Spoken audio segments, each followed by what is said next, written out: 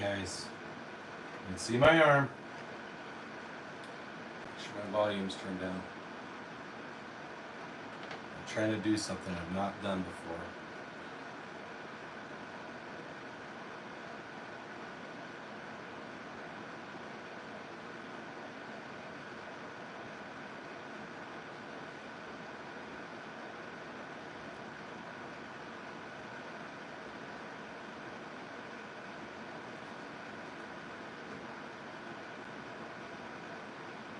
Okay. I think you guys can see everything.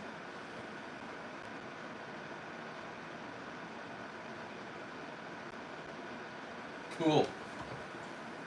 All right.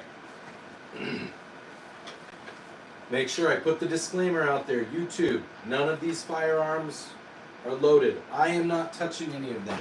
If any of them move, it is because an act of God happened and it made them fall or something. I am not touching them. There are dogs in this house. They may come in here and bump something. If they move, I am not touching them. I'm clearly not in the picture. I'm going to end up covering up my pistols, so that's okay. Still can't see me. Okay. We're going to have to do this real quick. Move this out of the way. So, sorry, we're doing that. I know I see people are on here.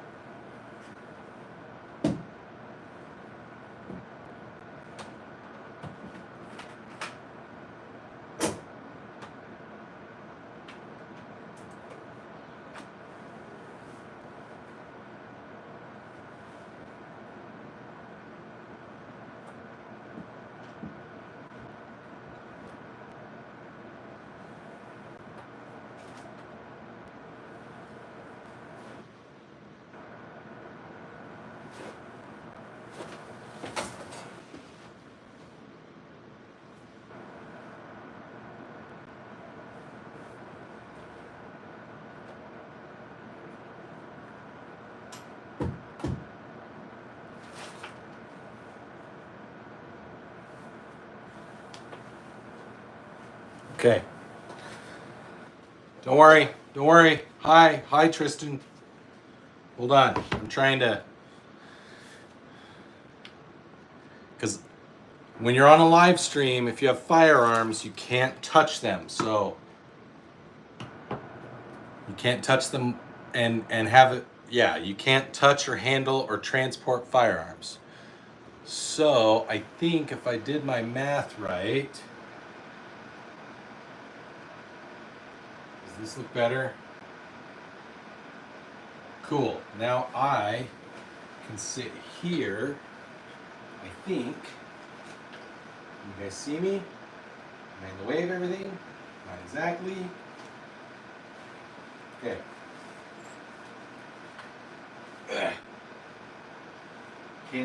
Can't touch them. One of these days I'll figure out how to do this so that I'm, again, YouTube, I'm not touching my guns. I'm trying to be in a position where, like, you can see me and you can see the guns. They're part of the channel. Just moving my camera, YouTube. Just moving my camera. Please don't strike me and demonetize me and all that. I'm new to this. Hi, Nicholas. Hi, Diego. Hey, this is just my nightly live stream. I do this at night, and I answer questions. I talk about my channel, Diego. Um, I'm the below average Utah dad, and I do a lot of gun stuff, but I do stuff with my kids. We talk about current events, like the big current event that's going on is in Colorado. So, yeah, it's yeah, it's just my nightly stream. But sorry, I'm trying to do this with my iPhone, like my good camera on my iPhone, and I'm using my computer, which is over here to your right. You might hear my fans. No Bistol. I don't know what that is. No Bistol. So, but anyways, so like the purpose of my YouTube. Well, okay. The big thing is today I got a notification my YouTube channel hit 1 million views, and I know that's not a big deal to a lot of YouTubers that are out there, but in order for a page to get monetized, which is not something I ever thought would happen. I just started making goofy YouTube shorts. If you do not want to see guns, Nicholas, you need to leave. This is a gun YouTube channel. That's what we do. We try to help people understand firearms and armas in a good way. We try to have fun. We're very safe, and I answer questions about them, and I talk about them, and I help people to, just kind of have fun and see that they don't have to be scary or dangerous or things that hurt people. So that's what we do on my channel. That's the whole goal of my channel. That's why I'm called the Below Average Utah Dad, because most days, dads are like, oh yeah, we can't talk about guns. Guns are bad and all these things. And yeah, I'm not that dad. I'm going to talk to you about guns. I'm going to talk to my kids about guns. All of my kids know how to use my guns. I'm still like halfway out of this frame, so I'm going to just try to reposition myself. I know you guys can barely see me. So I hope that's a little bit better. Oh yeah, that's what it looks like. So that's what I'm doing. I'm here to answer your questions. We can talk about, like, again, disclaimer, all of my firearms are currently unloaded. They're all behind me. They're like 3 feet behind me. I cannot touch them. If anything happens, if they move, like my community guidelines goes off, and I need to make sure that YouTube knows I'm not touching them. I'm not anywhere near them. They're behind me, and I'm not going to touch them or handle them. If they move, it's because an act of God made them move, not me. So anyhow, so I don't even know how many people are currently watching, so I'm sorry, because I've got my phone flipped around. That's just how I have my stuff set up today. Normally I use my iPad and I see the big screen and look at myself, but I'm trying to do it a little different tonight and use a better camera just to help it be a little bit better resolution. Yes, I am actually from Utah, and I'm in Utah. Falcon Skulls. That's Falcon Skulls that's asking that. Nicholas, yes. Go ahead and ask your question. It says, you know what, Cole. Go for it. Let's give everybody in the chat, let's give Nicholas a chance to ask his question and make his statement. And wait for the chat to catch up. So, all right, we're going to move on. So yeah, the big thing is today I hit 1 million views, which is huge. I never thought that would happen. Oh, cool. Are you still here in Utah, Falcon? If you are, dude, welcome to the channel. Stick around. We do a lot of fun stuff. I make a lot of dumb, stupid videos, and have fun with my guns. Cool. Welcome, Gandalf. I know that's, I see Gandalf in the picture, and that's what I'm assuming the name says. Gandalf the Blau. I don't know what Blau is in German. Is that, I'm assuming that's not gray. Because gray is usually like grease or gray or whatever. Maybe it's black. Gandalf the Black, maybe? Gandalf the Blue? So anyways, I hit 1 million views, which is a big deal. No, I don't speak blue. Okay. I don't speak Portuguese, but that's cool. But I like Brazil. I've had guns from Brazil. I used to own some Taurus firearms. In fact, my everyday carry, because I'm a big proponent of carrying a firearm if you're legally allowed to carry a firearm. I super advocate for that. I used to carry a Taurus G2C 24/7. I was one of those two-tone ones. I'm a lot of races. Aren't we all deep down, though? Aren't we all? Raging Bull 454, nice. No Brazil. I mean, what do you mean? I don't know. That's okay. I'm glad you're here, Nicholas. Howdy from Northern Arizona, G3C, right alongside. Dude, awesome. Prescott, Winslow. I know Prescott's not really Northern Arizona. Snowflake, 357, cool. Wherever NAU is, I'm like my mind is completely Flagstaff's Northern Arizona, freaking heck. I used to live in Maricopa, right along. Used to live in Maricopa. So, Prescott, nice. Puerto Rico, I see that, Nicholas. Puerto Rico, yes, Puerto Rico. So, dude, 357s are cool, Gandalf. Anyways, where was I? Yeah, thank you everybody who's here. Thank you everybody who's been to my page before, who's subscribed. Mac 11s are cool, dude. I didn't think, to give you an idea, a month ago, last month, at this time, I got a phone call on January 21st that my stepdad had passed away. And the reason that I'm bringing this up is because at the time I'd only kind of started making some of these YouTube shorts, and they were kind of hit and miss. Some of them were funny, some of them weren't. And thank you, Dr. Plague. What ended up happening was I went up to Idaho, where my mom lives, and while I was in Idaho, I had a lot of free time while I was just kind of being there for my mom. I was like, I brought some of my guns. I'm just gonna start making some of these YouTube shorts, just kind of having fun with it, whatever, you know. I think I'd made maybe like 5 or 10, and they were bleh. But anyways, while I was in Idaho, I went from 250 subscribers. So a month ago, I was at 250 subscribers. Most of those were because I made a couple videos about wireless access points from a company called Unify. In fact, I think I have the #1 video for how to install and uninstall a Unify access point on the internet. Pretty sure it's the #1 video for that. And what I did, like I said, I just started making these videos, and I was just kind of having fun to pass the time and to try to have some laughs with a couple of my kids that were up there, and we made some videos. Some of my siblings came around, and so we just kind of had fun with it. And while I was there, like over the course of that week, I got like I broke like 500 subscribers, and that was a big deal to me because it was, I didn't think that was, I was like, I'm just goofing around. Just, this dad who's,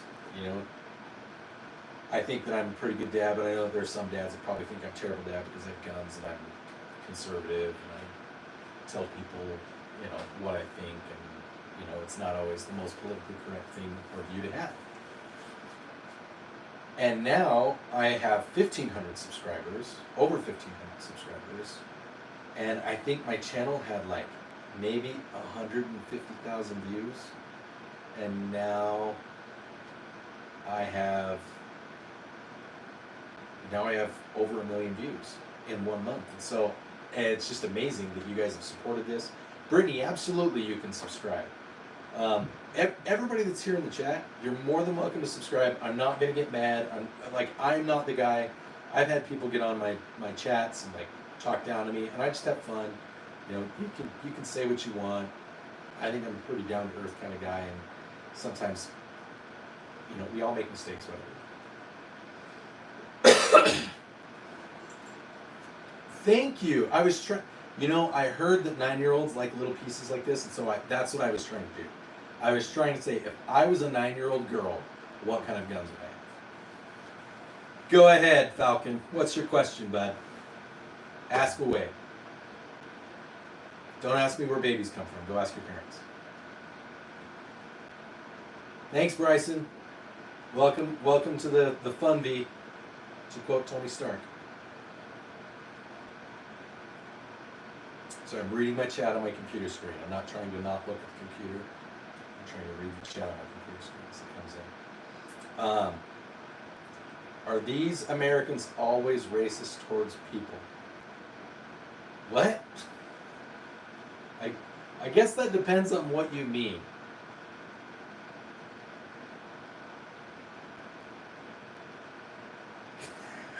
I'm glad we could be friends, dude. That's awesome. I tell that I reach out to people all the time, and I say oh, like on the little YouTube channels, other YouTube channels like mine, that do guns or whatever. I haven't hunted in a while. I love to hunt, but I haven't hunted since I moved away from Alaska, and that was like, I'm sorry, dude. Yeah, So, Falcon, to answer your question, yes, there are people that are, and I want to make sure that I say this right.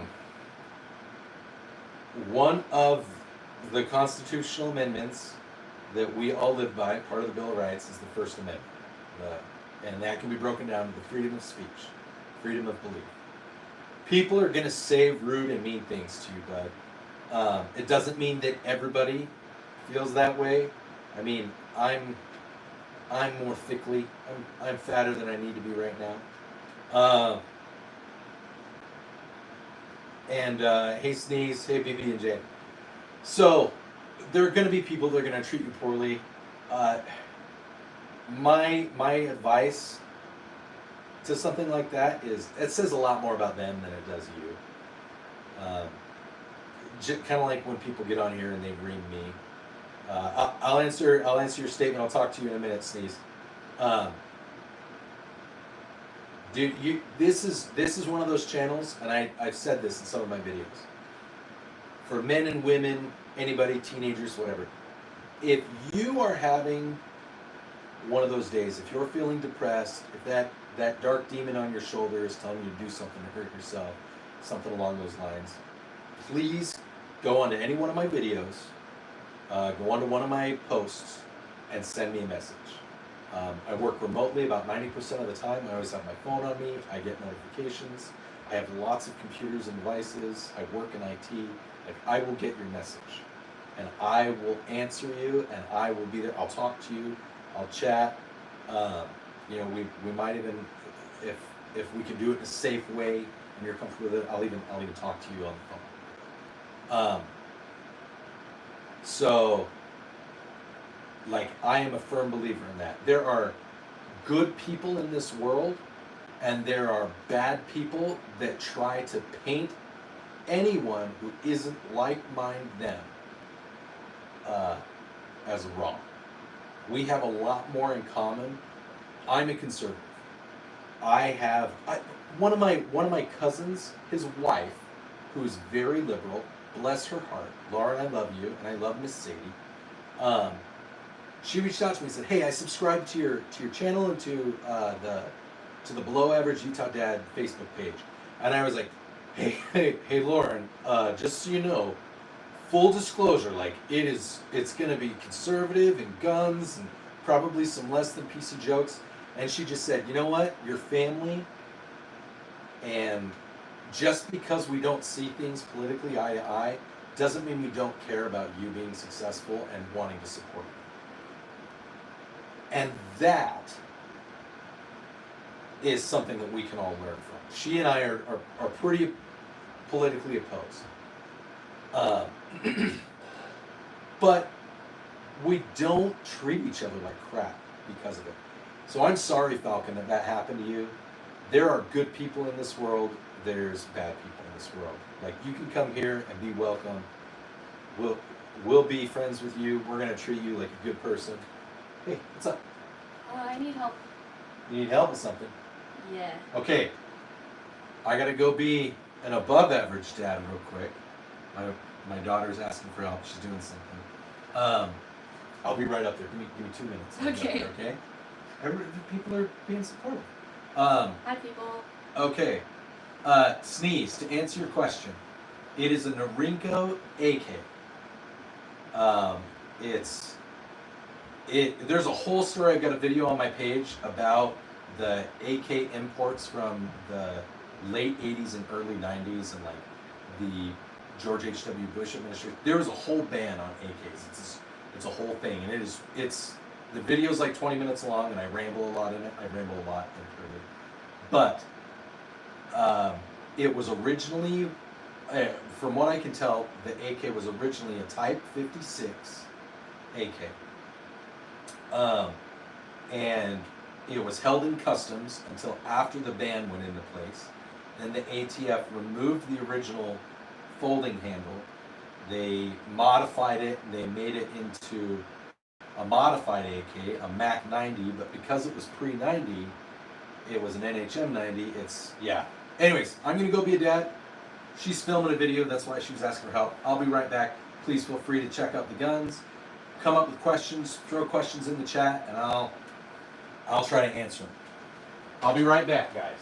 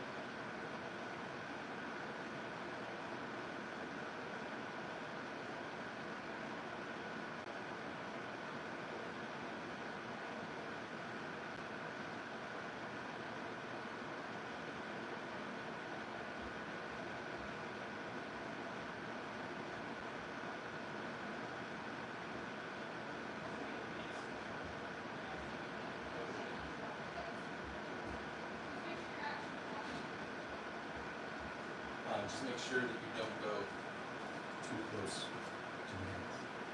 Okay, I'm back, guys. I'm trying to help my daughter. She has to post something to her website.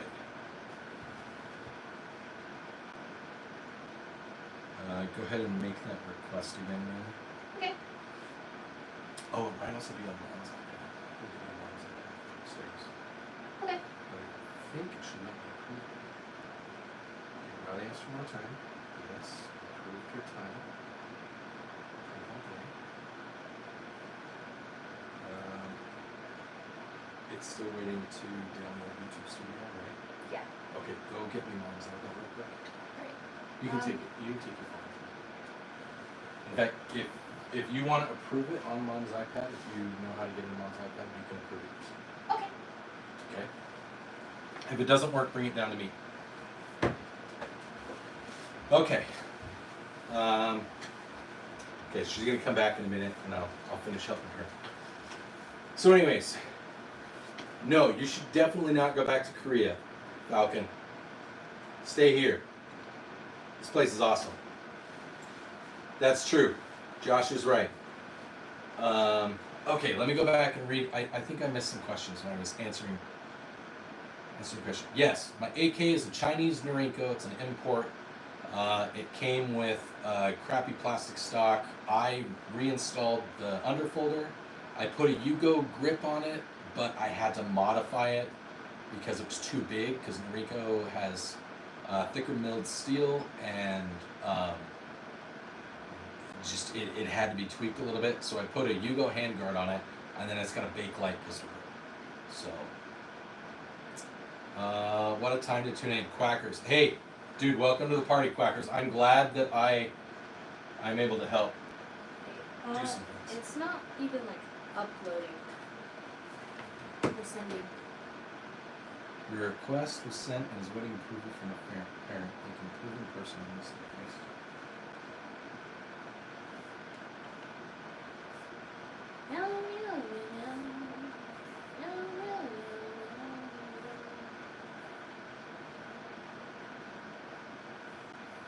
It might be one of those ones where the only mom can approve on her phone. Is it because of parent controls? Let me check something. Or am I allowed to sit down so that you don't get like? You can stand right there. Just don't get close to the guns, because if you get close to the guns, then YouTube loses its mind. Why? You're not holding them at me. It doesn't matter if you even go too close to that.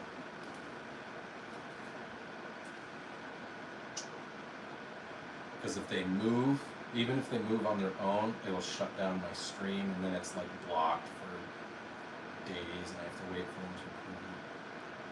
Got you.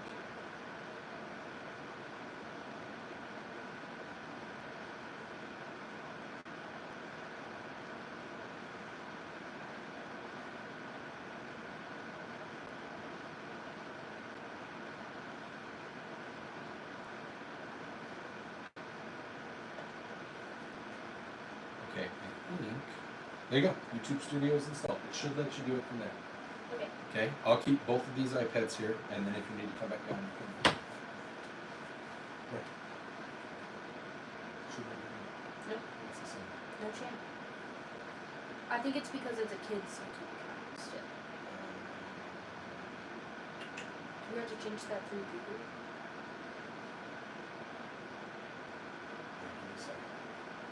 Sorry guys, I'm not gonna apologize for being a dad. I apologize for not. He apologizes for being an above average dad. Well, thank you, sis. Most days I'm not. Most days you're just an average dad. Maybe YouTube channel even both. slightly below. Yeah, YouTube channel maybe even slightly below. Right now what's it you're called? above average. Google.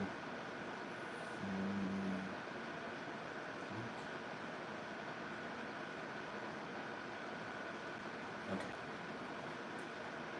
I'm gonna see if it will let me like whatever your profile. So when we first gave our kids smartphones, again, I work in IT, and at the time it was really easy to set up Google controls because we all had Androids. Well, now we all have iPhones, and some of the controls that I originally set up like 6 years ago are starting to bleed over and kind of mess things up. Allow. Okay.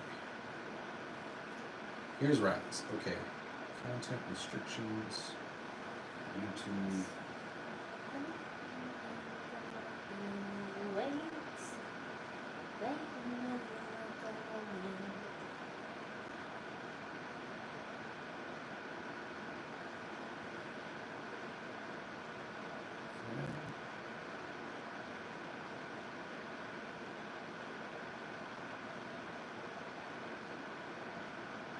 Okay.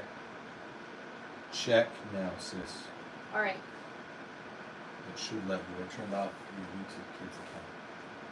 Like you should do that with all of your kids. Because they're all old enough, I trust you to be mature about things. Did that work? Let's see. No. It still didn't work, huh?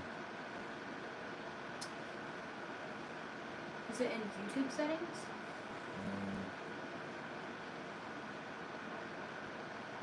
I'm gonna have to delete my account?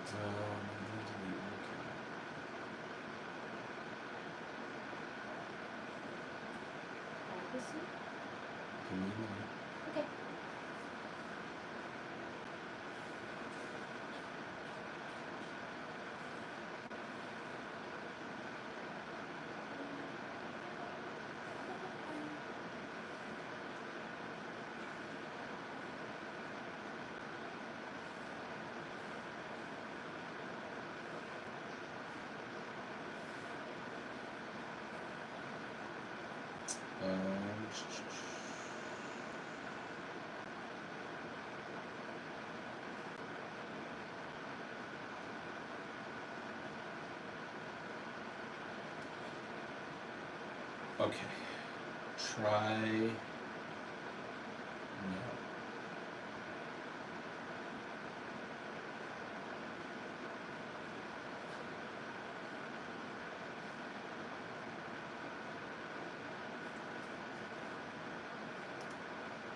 I promise you guys, I haven't abandoned you.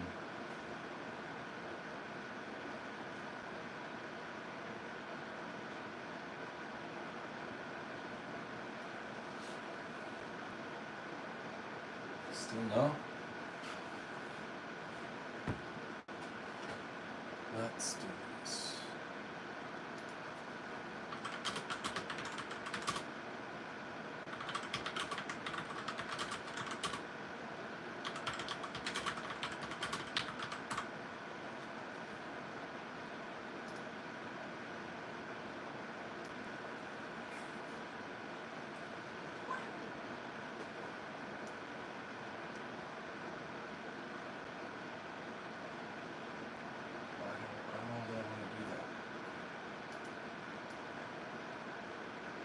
Should I just make a different Google or YouTube account, or does it want me to make a new Google account?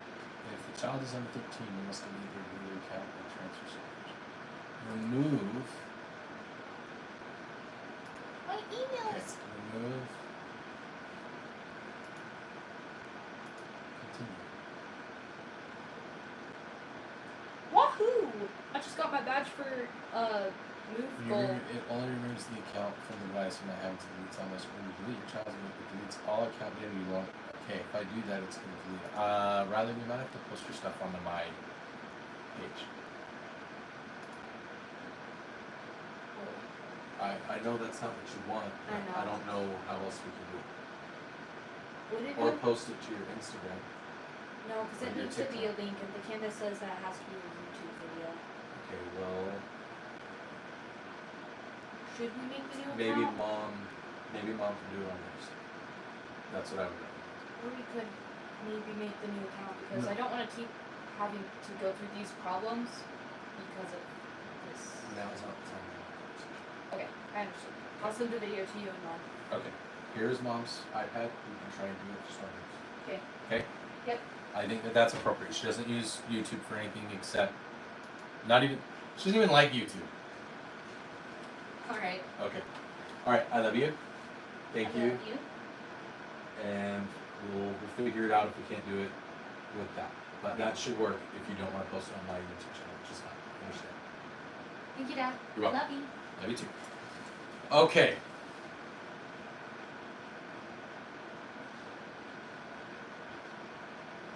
Let me go back up. Okay, go be a dad. Okay, go be a dad. Should I go back to Korea? No. One more thing. Yeah. Is that weird guy who's like stalking your comments on the live? No, Corey's not on here right now. It's Corey's not. not It's on not it's not our buddy Corey. It's different. Yeah, I figured it wasn't our buddy Corey. Different guy. I think he figured out that when he comes onto my page and views it and gives me crap, it doesn't do anything but he's successful. Yeah. Anyways, so yes, everybody give some love to Falcon. What about a Glock Auto? When you say Glock Auto, Falcon, what do you mean by that, bud? Do you mean like a Glock 18? Dude, if you have a way to purchase a Glock 18 legally and at a low cost, you should definitely do that.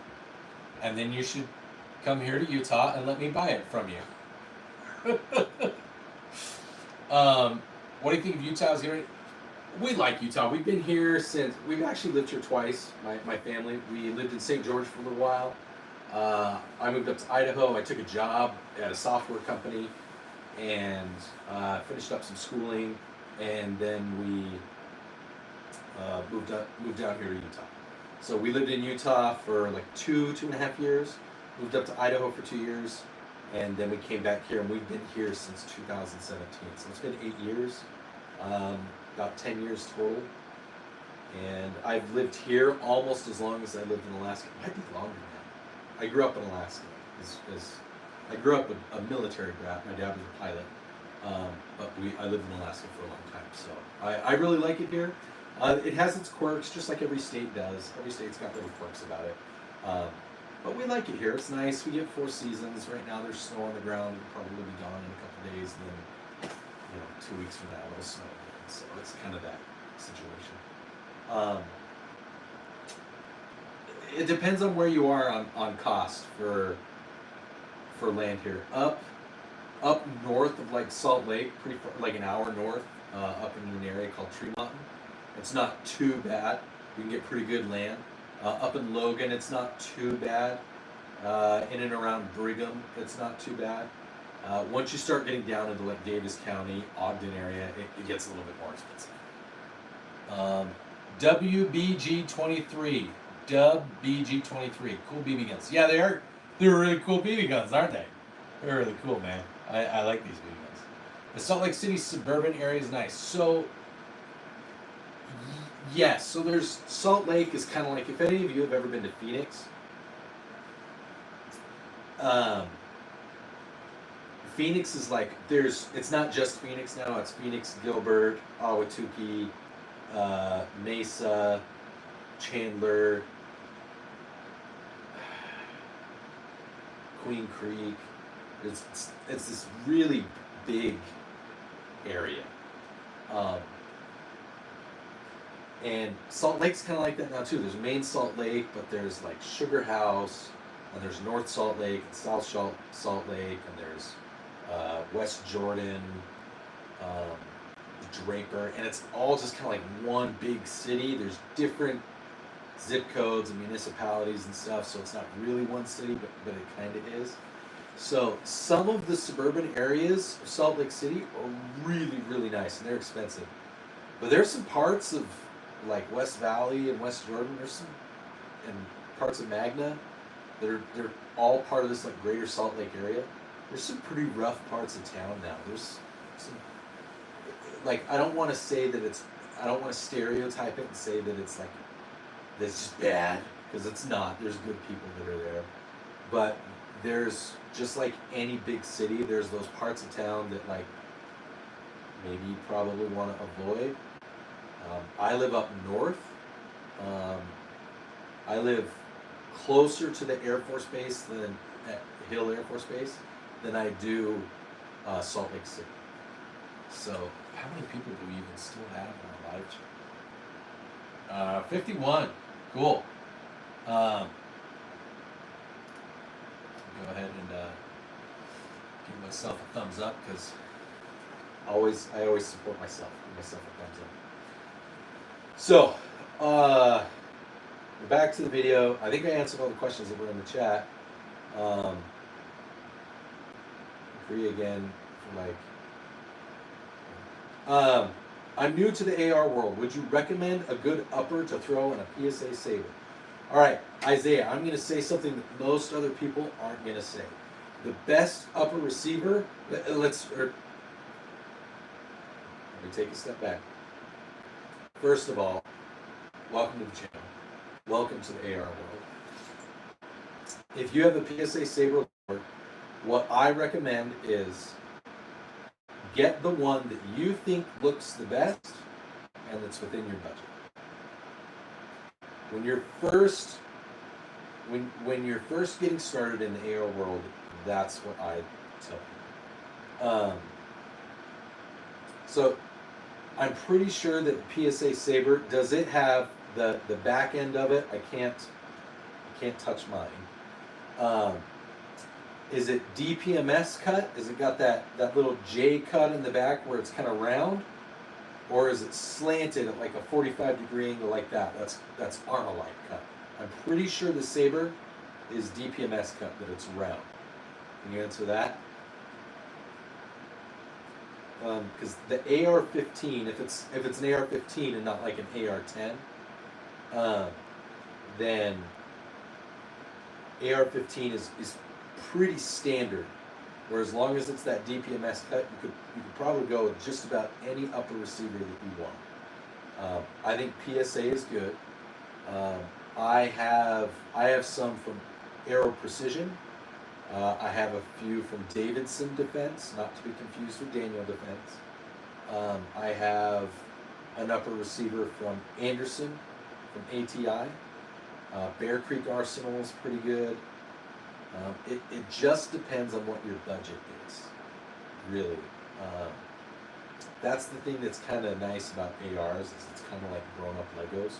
You can really just go with the one that you want and that you like the most, and that's within your budget. Just like I would tell anybody, like, what is the best gun for home defense? Best gun for home defense is the one that 1,500, but just for the rifle. Is the PSA Saber? Let me look that up real quick. Let me double check. PSA Saber lower, and is it a Saber 15? Okay, it's DPMS. You've got the mop. Okay. Yeah, dude, I would if Aero Defense had like a really long wait, go check out Delta Team Tactical. Delta Team Tactical. They're here in Orem. It's like a week-long wait for them to get you a shipping date. But I think they do like 2 to 5 days. You're probably like 2 weeks out. Delta Team Tactical is a good one. Davidson Defense, like I said, is a good one. Bear Creek Arsenal is pretty good. Stag is pretty good. Stag 15s are pretty nice, as long as it's that DPMS cut. So that's the big thing. Make sure that whatever upper receiver you get, it says DPMS cut. That's the most important thing.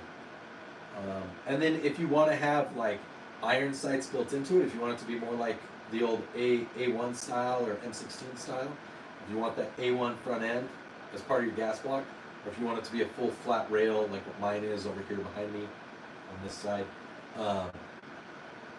then you can put your own like sights on it. Also, for anyone that's out there, you can look and see some of my stuff has like bright red. Yes, Marino.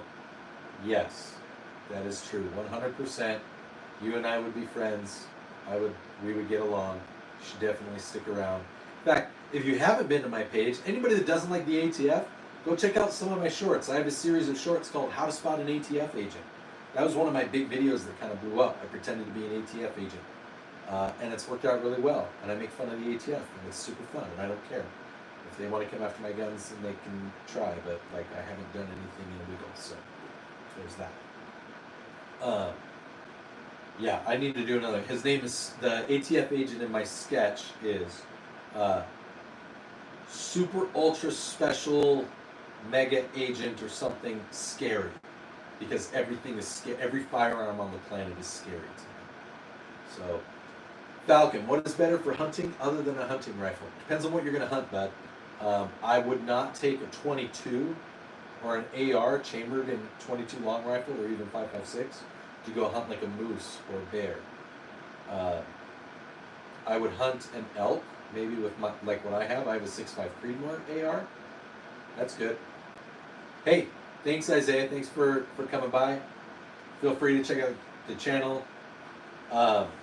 If you guys, anybody that's watching this channel, if you guys are into guns and gun entertainment and gun information on YouTube, even more important than subscribing, the most important thing you can do is like a video and comment on the video, or share the video, or all three of those. Even more important than subscribing is like liking and sharing, because that tells YouTube that there's interest in that particular material that creator did.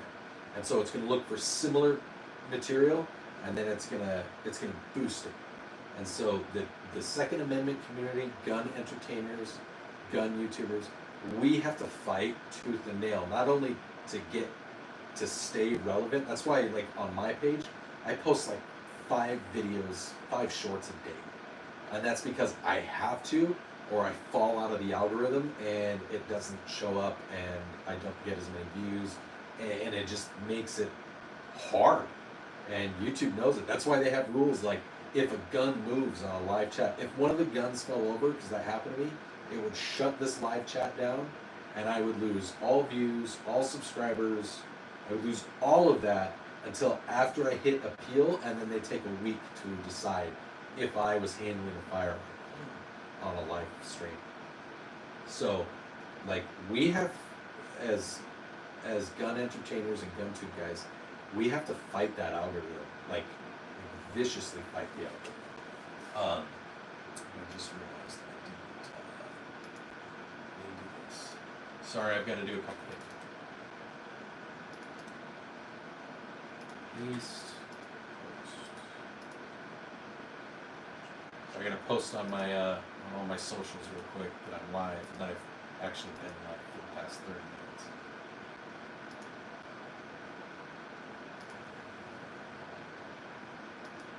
Yeah, I can't do that. Let's do this.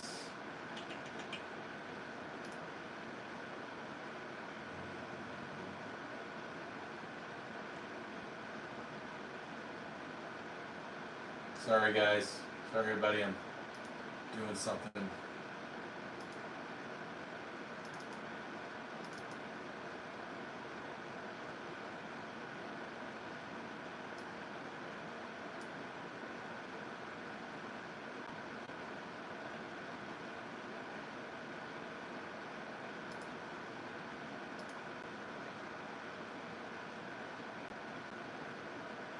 Yes, next.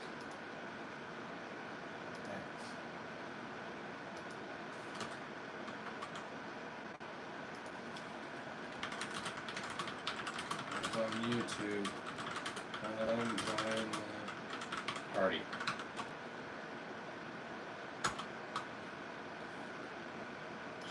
Share. Sorry, I had to share. I'm still getting used to this. I'm new. I had just YouTube and X, and now I had my personal Facebook, but I was blowing it up with all my stuff. So I created a Facebook page for Below Average Utah Dad, and then I created Instagram. It's almost like a chore to do all of this, which sounds dumb. Okay.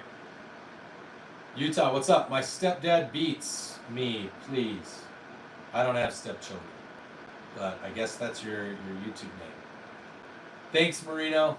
Go check out some of my videos, bud. I think you'd have a good time. I think we lost Ride Along. Sorry, Ride Along. If you're not on anymore, I apologize. I totally abandoned you. But yeah, like some of the things that I was telling people about, I want to help people find, not be afraid of guns, and to have a good time and to laugh. Like I tried really hard to make my content just universally funny. Yes, there's guns in it, and some people don't like it. Some of it might rub people the wrong way. Like I have one that I do that has Ted Nugent and Joe Rogan. And Ted Nugent was interviewed by Joe Rogan, and he says the way to stop violence is to shoot the bad guy, which I agree with. It's not an incorrect statement. If there's a bad guy out committing violence, and the police show up, and they can't get him to stop, that's what they're going to do. Well, what I believe in is eliminating the middleman, and eliminating the wait for the police, and just protecting myself. And I believe that everybody deserves the right to be able to protect themselves. Some states don't agree with that.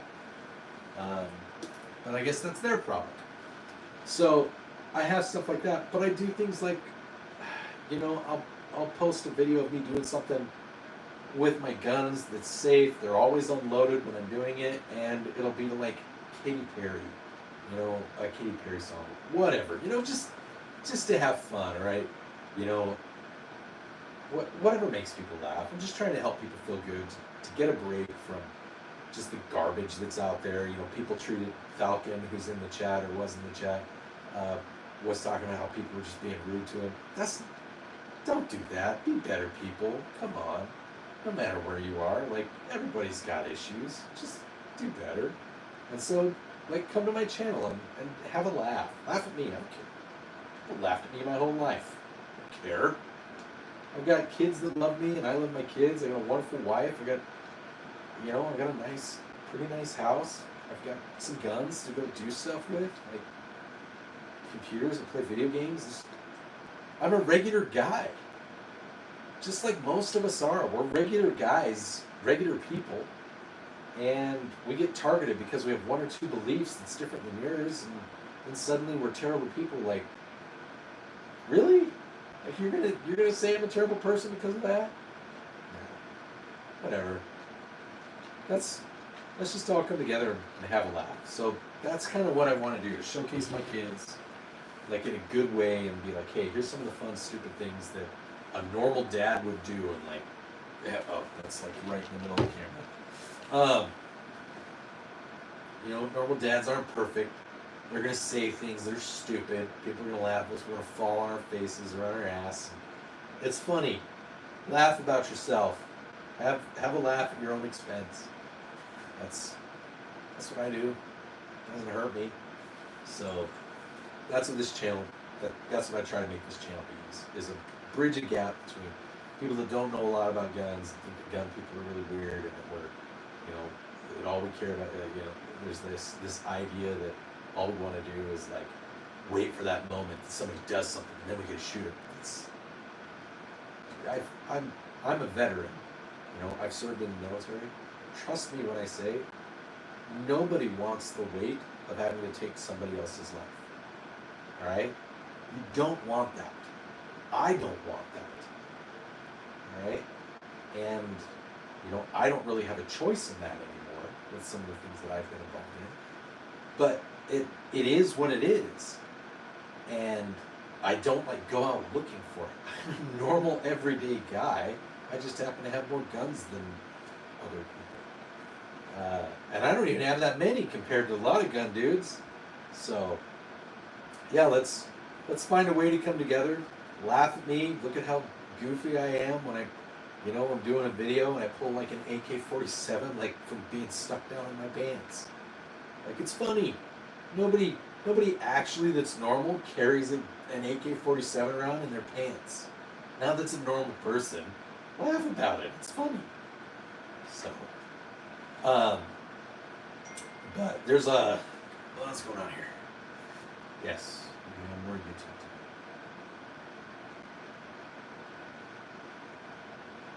Kids are asking for, like I said, I'm a tech guy, and I do a lot to make sure that my kids don't get exposed to things that they don't need to be exposed to. And prove that. So, does anybody have any questions? You can ask me anything you want. You can ask me stuff about guns, you can ask me stuff about video games, you can ask me stuff about politics, you can ask me stuff about living in Utah, being a dad. Did I say video games? I think I said video games.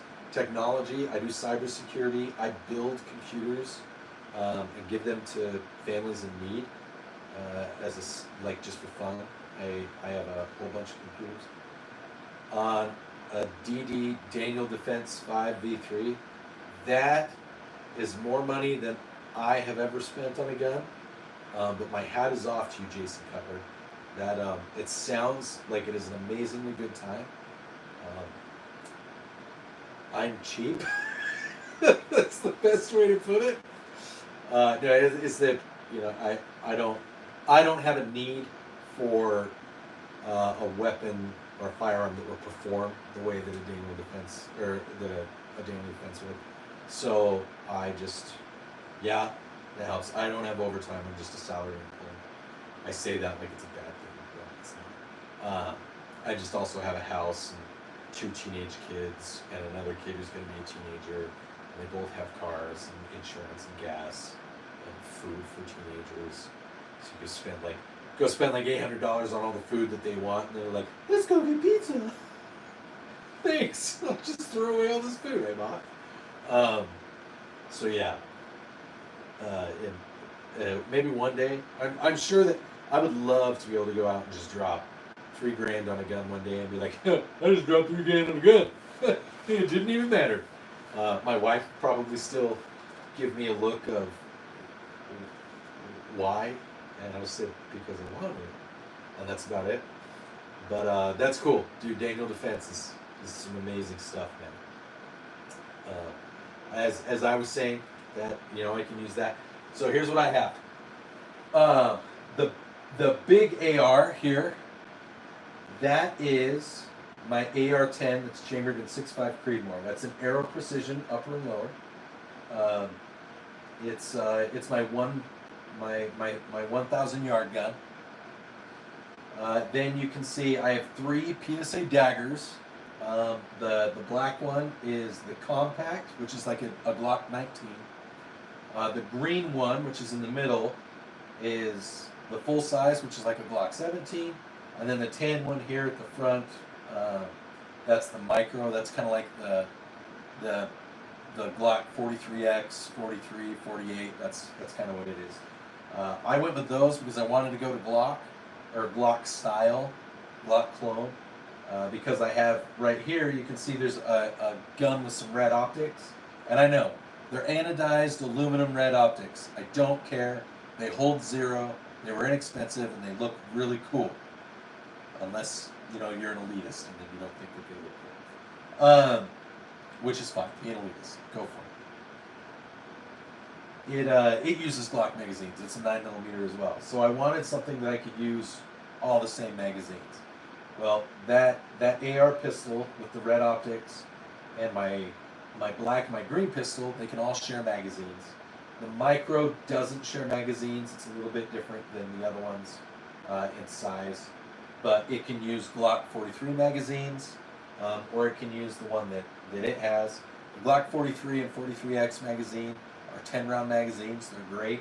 The one that PSA makes can hold 15. It's pretty nice, and it works in a Glock 43 and 43X. So, if you have a Glock 43 or a Glock 43X, you can go to PSA's website and buy their micro dagger magazines and carry 15 plus 1, if that's something that you're interested in. So that's a little bit about the guns that are behind me.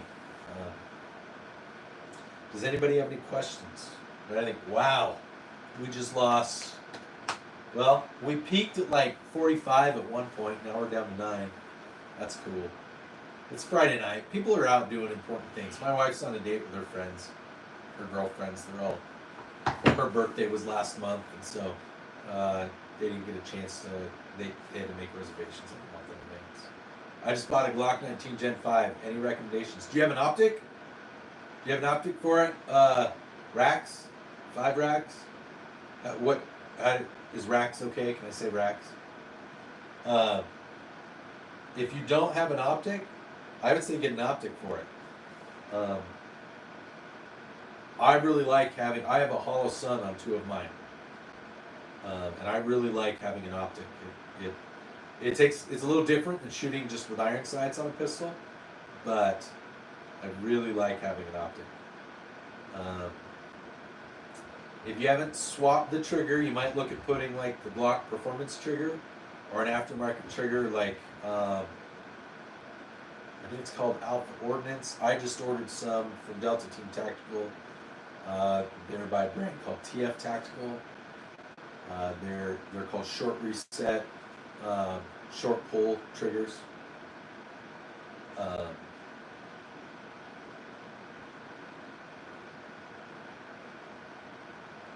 Depends on what kind of optic you want. Everybody's going to have some kind of different sale on optics. If you have a Glock 19, then that means you have the smaller frame, but you can put the longer size slide on a Gen 5.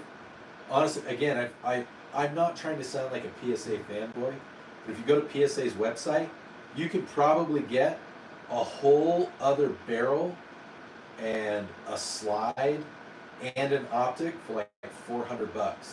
And you're going to spend close to $300 on a decent optic for your pistol anyways. You can go with like what I did and get the whole thing.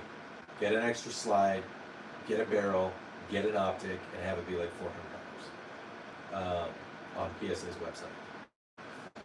I like Hollow Sun, guys that like Crimson Trace or SIG, EOTech, and Trigicon. I really like Hollow Sun. So if you find a good deal on like on a Hollow Sun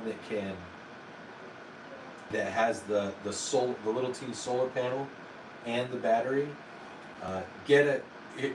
Here's a better way to say it. Don't just get what I'm saying. Let me tell you some features that I would recommend. Go look at a couple different sites for pistols, optics for pistols. Find one that's in your budget. Find one that you think will look good. Try to find balance in those things. It's going to look good on your pistol. And get one that has the shake-wake feature. What that does is, instead of having to turn your optic on every time, it'll just come on by itself when you move the pistol. Those are the three main features of an optic that I would recommend. So, Hollow Sun is enough for me. There's some people think Hollow Sun's trash or cheap or whatever. I'm a cheap guy, so I don't really care. It meets my needs. But there's some really, really good optics that are out there. Vortex makes some really good pistol optics. And then probably a flashlight. Thinking about getting a Glock 20.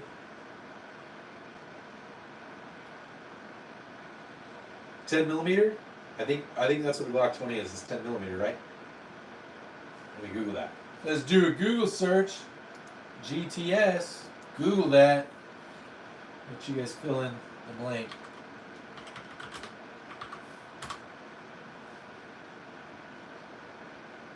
Yeah, 10mm. Dude, 10mm is awesome.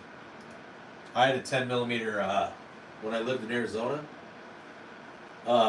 Just because of like wild pigs and coyotes and stuff like that, when we go like hike in the desert or whatever, I had a 10mm. I had an EAA Witness. 10mm is one of my most favorite rounds because it's not, you get more capacity than like 45. It's really fast, and it's got some oomph behind it. I got my belly's hanging out, showing everybody how fat I am. Do it, bud. If it's in your budget, go for it. Glocks are cool. What's really cool about the Glock 20 and the 10mm magazines is those will also work in, if you have a 40 caliber Glock pistol, you can use 10mm magazines because it's the same diameter. 10mm and 40 cal are the same diameter of the actual round. I like 9mm now just because it's a little bit cheaper, it's easier to find, and it's a little bit more synonymous. If you're prepping, or if you're wanting to be cautious about the future, whatever the U.S. uses in the military is probably a safe round to stick with. So like 5.56, 308, 9mm,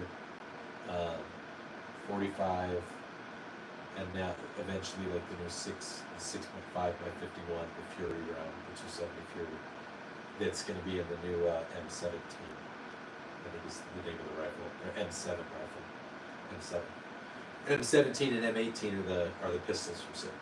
So, yeah, any round that's based on a military cartridge is going to be safe here in the U.S. or NATO. It's good practice to have. I used to say the same thing about AK ammunition, about 7.62 by 3.9. But obviously that's getting a little bit harder to come by, but that's okay. I hope that answers your question. Do you have any more questions, Rax? Does anybody else have questions? Or am I just background noise for you? 5.7 is amazing also. I've shot a 5.7. In fact, of all of the pistols that I've ever shot in my life, and I've shot a lot, 5.7 is my favorite round. for a pistol. It's amazing. If you're looking at the gun, I've shot the actual FN57, the original model of the FN57. I know they made a couple of changes to it. I don't think they have. I mean, they still sell the original, but they've got like a Gen 2 or something. I have a cousin that has the Ruger 57, and then I know that PSA also sells a 5.7 pistol. I have heard nothing but good things about all three of them, and 5.7, like the ammo is getting a lot cheaper, and it is an incredible defense round. It's super fast, but it's super small and light, which means that you are unlikely to get over penetration. It's fair. To answer, yeah, shotguns aren't for everybody. But some people, that's all you can afford. Like I said, my answer to what's the best gun to have, it's the one that you can afford. And when I say afford, I don't mean just to purchase, but that you can afford to go out and practice with and become proficient. Because a shotgun isn't like a magic broom. You can't just aim in the direction of a potential intruder or whatever.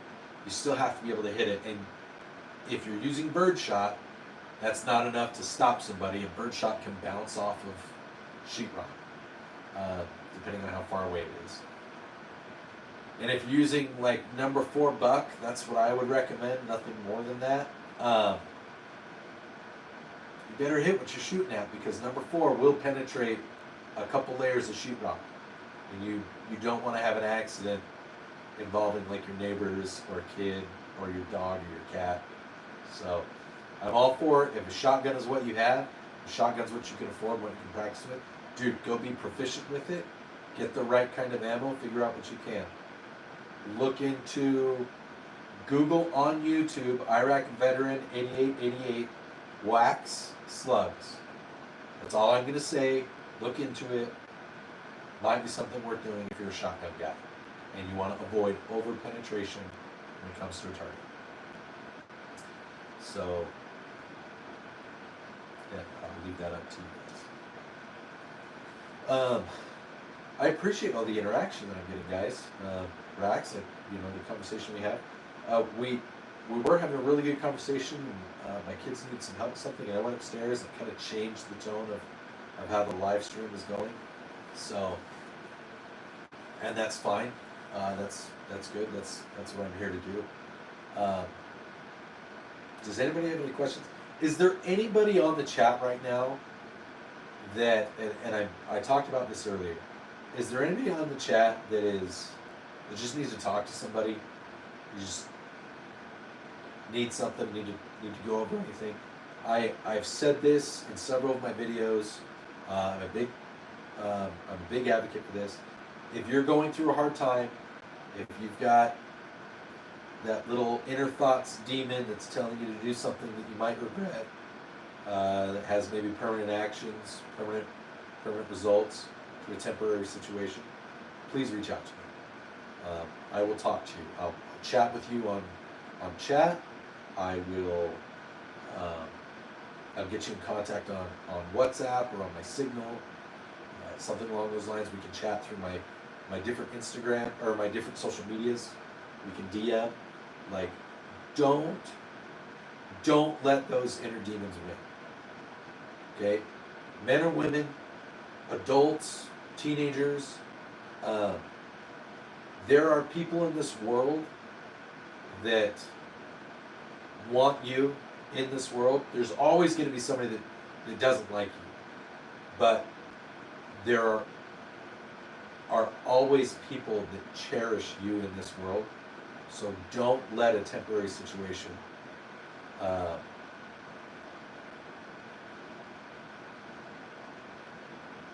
create a permanent scenario. Like, don't let that happen. Mag dump the wall. No? Sorry, I can't even go near the guns sling. Cannic's a good pistol too, Rax. They make some good stuff.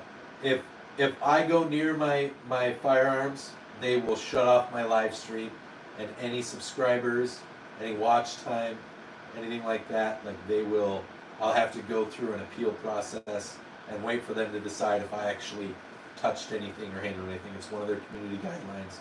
You can't handle, transport, or touch a firearm on a live stream. It's not allowed. So I will not be mag dumping the wall. But if you're in a place where you can do that safely and it's not against the law, dude, go for it. You should definitely do that. If that makes you happy and it's not hurting anyone and it's not illegal, go mag dump the wall, bud. Go for it. I support that completely. And like I was saying, feel free, any of you, to reach out if you're having a hard time. There's a lot of resources that are out there. Like I said, I'm a veteran, and I have some connections. There's a lot of things for the Veterans Hotline, so if you're also a veteran, even if you're not, the Veterans Hotline for help. I know some folks here in the Utah area that work on some different projects to help with that. We can help find you resources. Like don't let that battle, don't lose that battle. Keep fighting. The world is always a better place with you in it, unless you're Vladimir Putin. And then you're not. The world is not a better place for Vladimir Putin. But hey, thanks, Rax. Oh, you're getting ready for the Air Force, dude? Then we'll be brothers in blue. You know, like I said, I'm a veteran. Served in the Air Force. My dad was a pilot. Dude, go do it. Have fun. Make the best of it. Just go. Just do what they say. Get good at your job and just have fun, man. Go experience some stuff. I've loved my experience serving the military. So definitely go do that. Let's see, where were we? Yeah. So we talked about mental health. I always talk about mental health, guys. I have a bachelor's degree in psychology. I can't not talk about it. And then I have a master's in information systems. That's not me trying to toot my own horn. That's me just telling you about me. Yeah, security forces is cool, bud. Go do security forces. I worked on KC-135s. I was a crew chief, and then I transitioned over and I did cyber, and I worked on different cyber projects for different aircraft. So I've done stuff with like F-22 and F-35, like 5th gen aircraft. I've done some cool stuff. There's some really cool things that you can do with security forces that are not just being a police officer if you want to do that. But dude, go do it, have a blast, love it, and just remember that, you know, obviously follow the rules, but have fun, and remember that everybody's there to gain something from their experience. So you've got it. You've got this, man. Go have fun in San Antonio for 8 weeks. 8 weeks for basic, and then I think you have another 3 months in San Antonio. You don't even get to go anywhere. You just go to a different set of dorms. Have fun with that, bud. Yeah, so like I was saying, I do cybersecurity, bachelor's in psychology. Mental health is a big deal to me. There's like 22 veterans a day that commit suicide. That makes me sad. They're my brothers in arms, even if it was long before I ever served. So I try to make sure that people know that this is a place where you can come and have a laugh. You can see just a regular everyday guy being a dad, having fun, being safe, doing goofy shit with his guns. Sorry, I swore.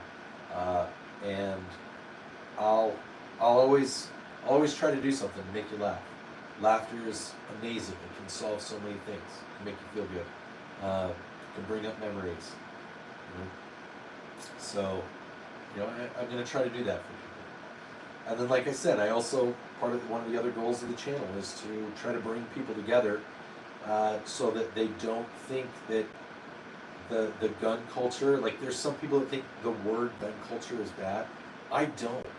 That's American culture. It's part of our history.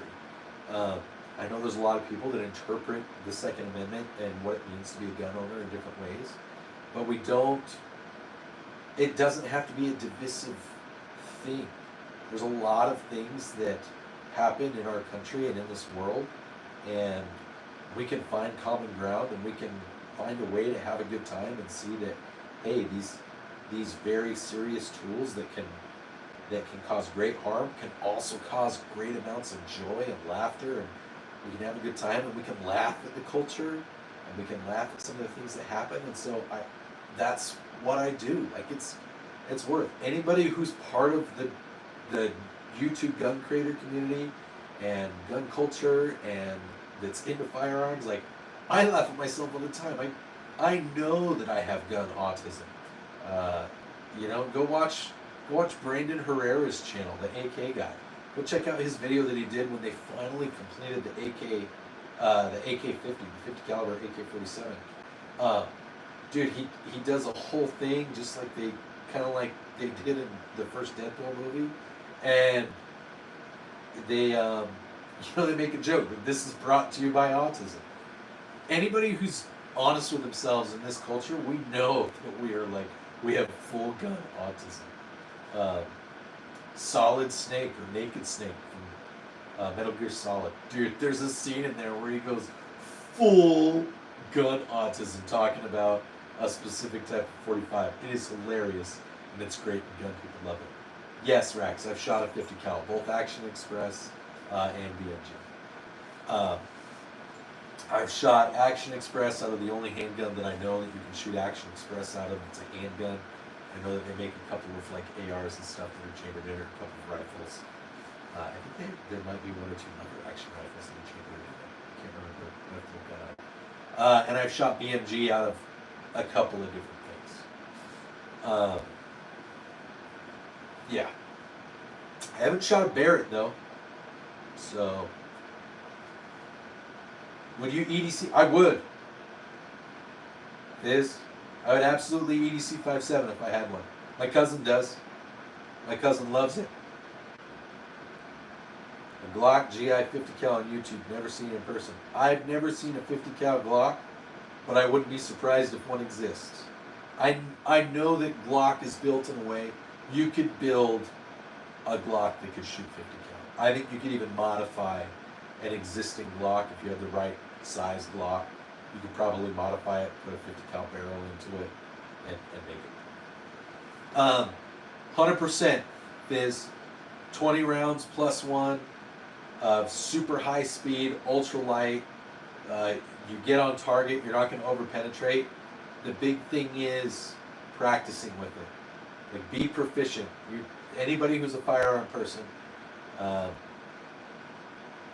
like, if you think you're going to the range enough, you probably aren't. And if you aren't going to the range enough, you're probably getting there about as often as you should. I know that sounds backwards, but that's just the reality.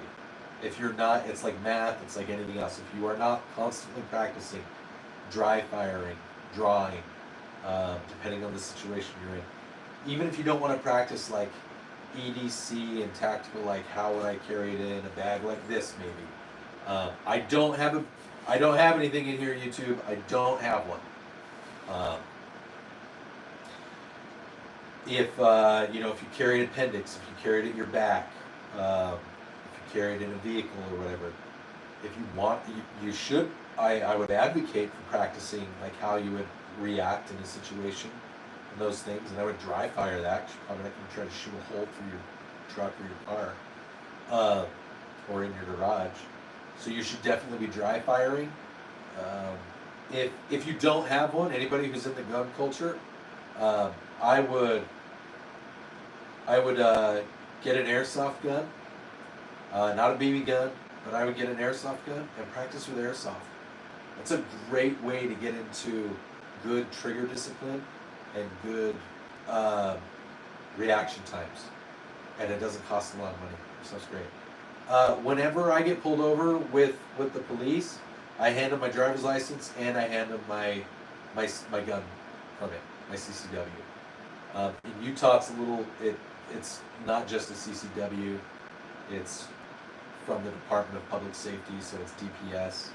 You like it's this really weird thing. You're kind of sort of like an informal member of like the DPS posse, kind of like it is in Arizona. But yeah, I hand both of them to you, and they'll say, "Are you carrying your firearm on you?" If I have it on me, I'll say, "Yes, it's on me. It's here. Would you like to remove it?" Is what I do. I say, "I'm not going to remove it, but if you would like to remove it from my person, you may." Or if I have it like in my truck or in my center console, or on like I've got a mount for some of my stuff in my truck, I'll say it's in this location. My hands are up, like I'll keep my hands on the steering wheel or whatever after I've handed you my wallet. I always get my wallet and my licenses out of my wallet and on my console, or on like up on the dashboard of my vehicle if I've ever gotten pulled over. And it's only happened like twice where I've been pulled over. One was because my truck matched a description. The other one was because I was speeding. But the officer was cool. He let me off. There was a family emergency. So, but yeah, I put my stuff up on the dashboard. I put my licenses up there. I just kind of keep my hands where you can see them, and I just let him know what's going on. So that's how I react in a situation when I've pulled over in an interaction with police. But otherwise, I just like if I'm out and about, I see a police officer, I don't tell him anything. Just be cool with them. Police officers are people too. Not all of them are perfect. Not all of them are even good people or good police officers. And that's the career that they chose. Why they chose that career, like, whether they're good or bad, that was their decision. There's a certain amount of authority that comes with being a police officer. Whether you agree with it or whether you like it, there is. They kind of have a no-holds-bar as long as they feel there's a threat. They have the get-out-of-jail-free card to prosecute violence against you. I'm not saying they're going to do that, but they're police officers. It's one of the general rules of thumb. My suggestion in any situation with police officers that you find yourself in is to be respectful and to just listen. Just listen to what they say.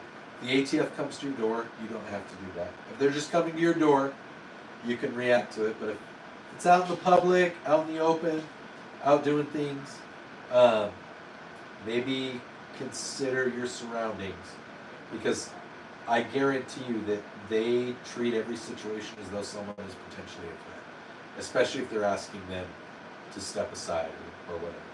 So I have a couple buddies who are cops, that's why. So, and as someone who's getting ready to go into security forces racks, just remember that most people probably know that you're not asking them to be a jerk. You're asking them because you have a reason, or you're in a situation where you need to do something. So also try to be as understanding and respectful as possible. And trust your gut. Trust your gut. So, yeah. Who's next? What's the next question? We got 15 people watching. I don't know who all is active watching. Fizz, are you still here? You were asking me about EDC 5.7. Did you have any more questions? You want to talk more about 5.7? I like 5.7. 17 people now watching. So people have jumped in. How long did they stay in? Like 3 seconds and then left? That's okay. And I wish I had a little bit better setup, a little bit different setup, because then I'd do something like, hey, let's play video games or something together. But the only video game I play is Pokemon Go, and that's on my. Well, that's not true. I play other video games, but I play it on my cell phone, and that's what's currently plugged in and recording our live stream. So, but I do have a pretty cool gaming rig set up. My PC is pretty cool. I also have a PlayStation 5. I play Helldivers with my son. I guess I could do that. I could plug in my controller and play Helldivers. Hey, let's see if anybody's. Let's check X. Let's check the Twitter sphere. Let's do that. Now I will. I'll give you guys all my socials. It's also on my YouTube page if you want to look at my info. My X handle is at TNDBaker06. The Instagram is just below average Utah Dad, and Facebook it's below average Utah Dad. So you can use below average Utah Dad for Facebook, Instagram, and YouTube. If you want to tell people about me, like if you just want to tell them, there's this goofy fat dude that is from Utah that talks about guns and tries to do funny stuff. But if you go to X, it's TND at TNDBaker06. And I do have a notification. Let's see what it says. Hoffman. Oh, I wonder if Hoffman's on. D. Hoffman. I wonder if this is one. Do I know D. Hoffman? I wonder if I know. Nope. I mean, he follows me. But I didn't know if I knew him. Hey, Heather Lynn is hosting right now, and so is Alex. Oh, I'll bet they're hosting together. I'll bet they're streaming Twitch right now on their X channel. Heather Lynn and Alex, they're two video game streamers, but they're also big into guns, so they're really cool. Let's see. Oh, let's be trolls. Let's be trolls. Let's troll some people on X. Oh, you've got to be kidding me. Hold on.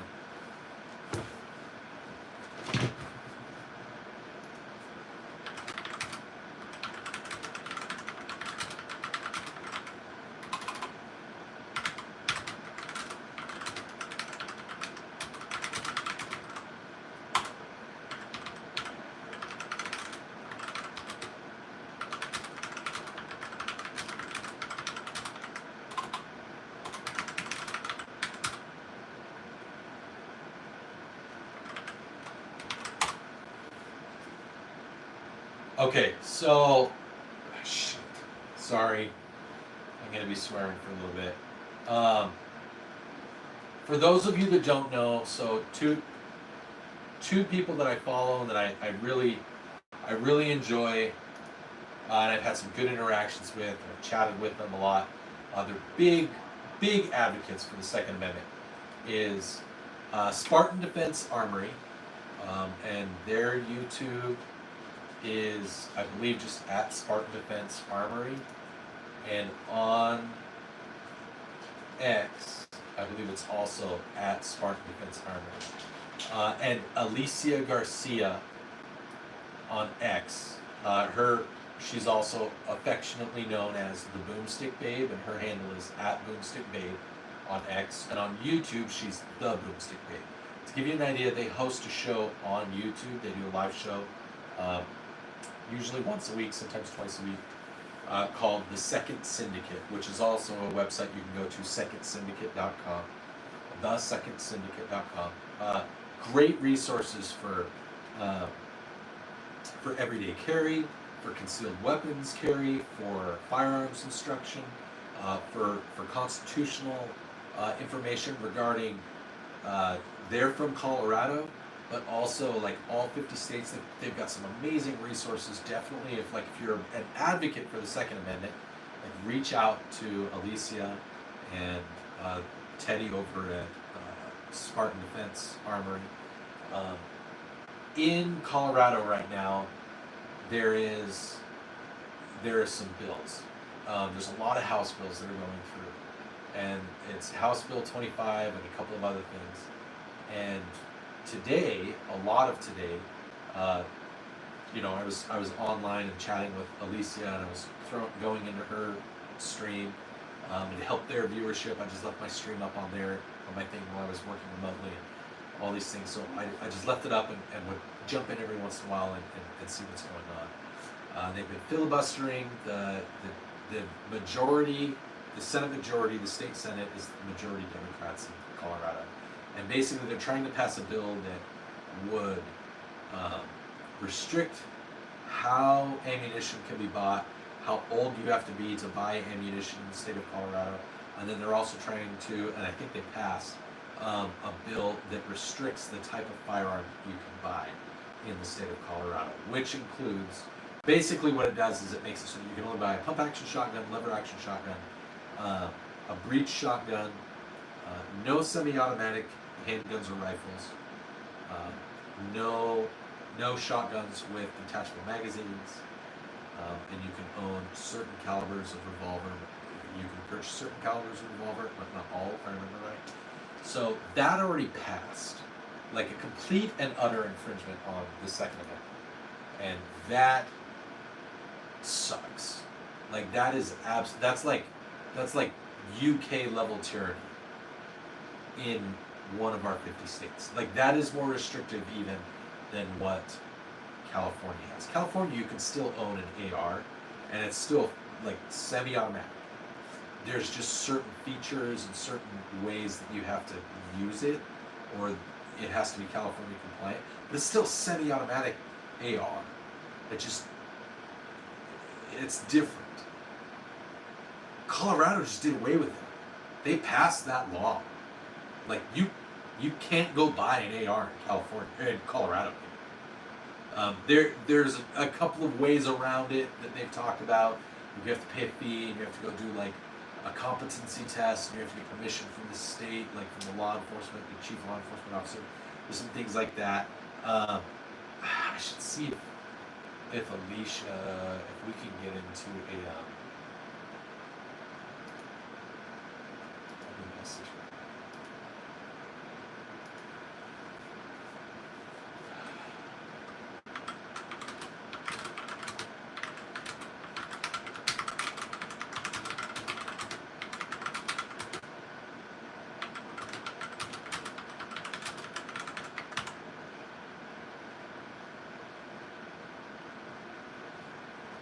Trying to think.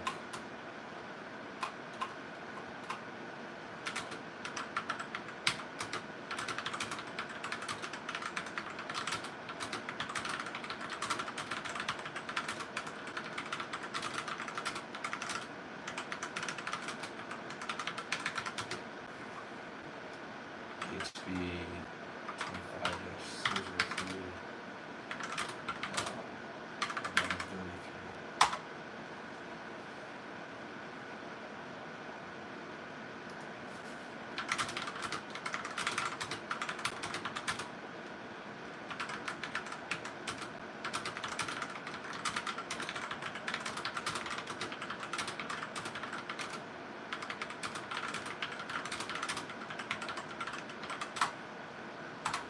All right, we'll see what she says. She might reach out. If she wants to reach out, we'll get her on the phone. We'll chat with her, and you guys will get to hear from the Boomstick Babe, maybe. That would be pretty cool.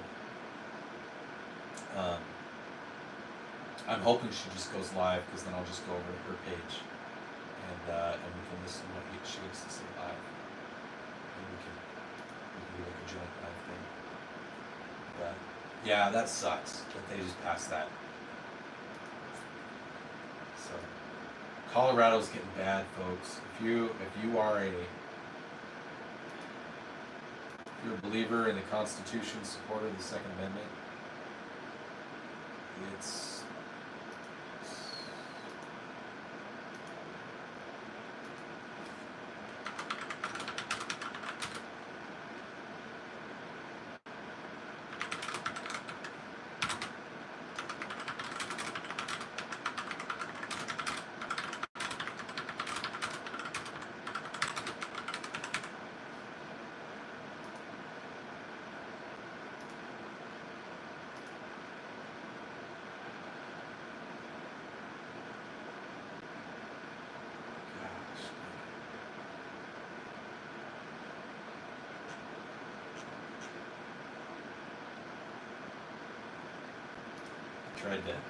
they tried to block it.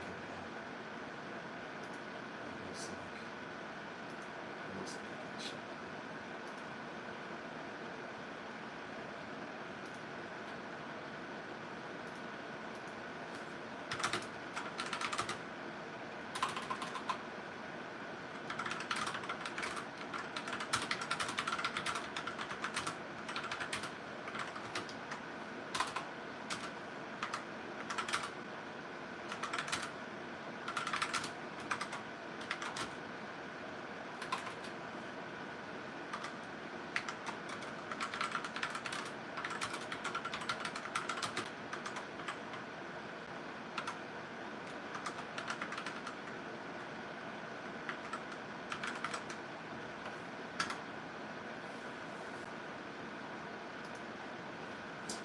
Well, that sucks.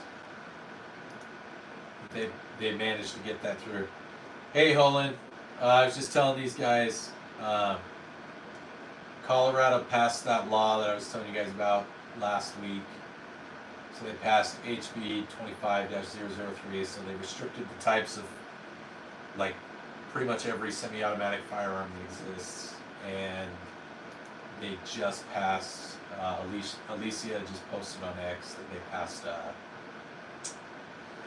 the other bill that they were doing with it, the HB 25-1133, which is the restriction on who and how you can buy ammo in the state of Colorado, which sucks.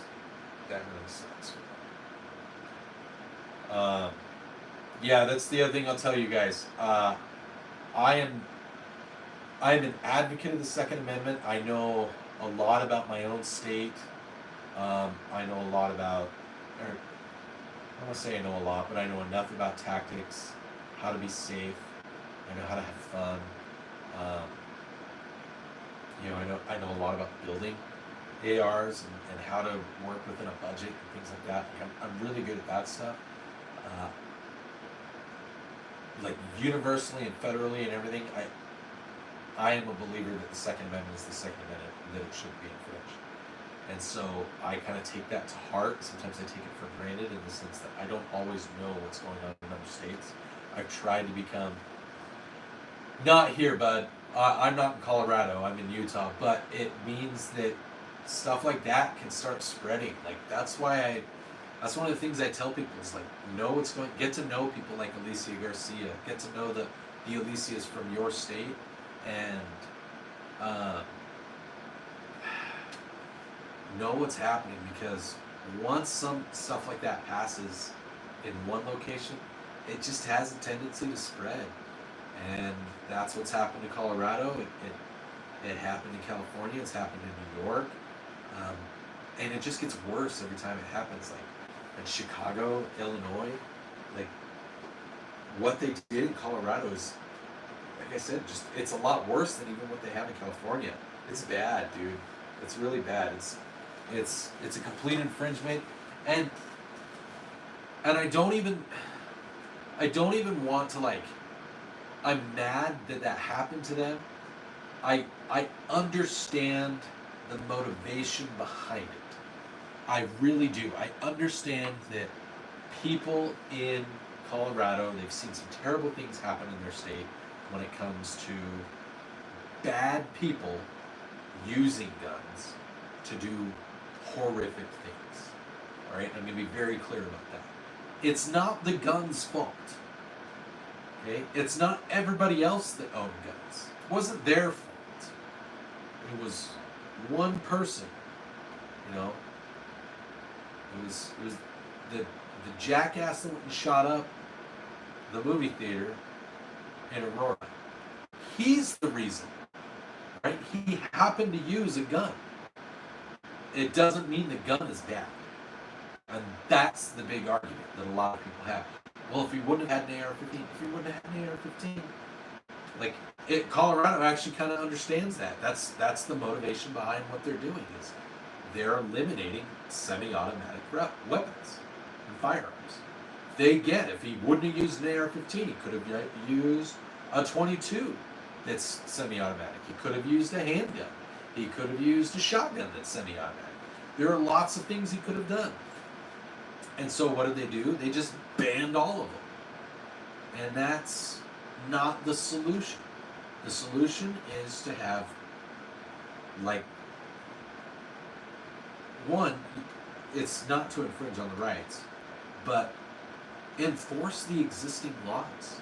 Have harsh punishments for people that use guns to commit crimes. And some people would say, no, that's not fair. Yes.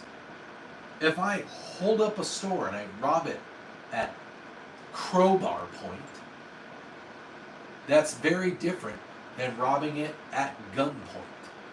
There's a huge difference between those two things. All right?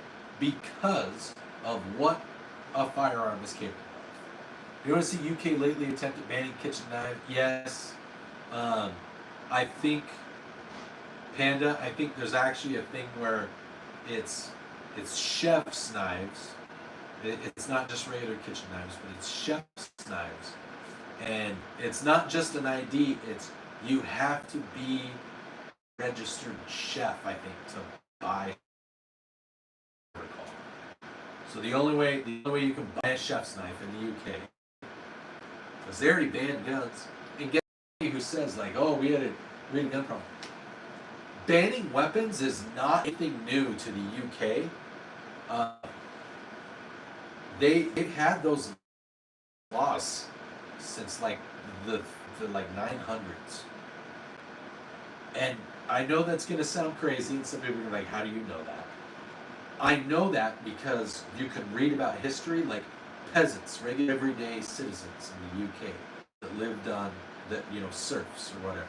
If you went to history and you learned about the hierarchy of how things were in the UK. Peasants weren't even allowed to own swords because they were weapons of war. They had long knives.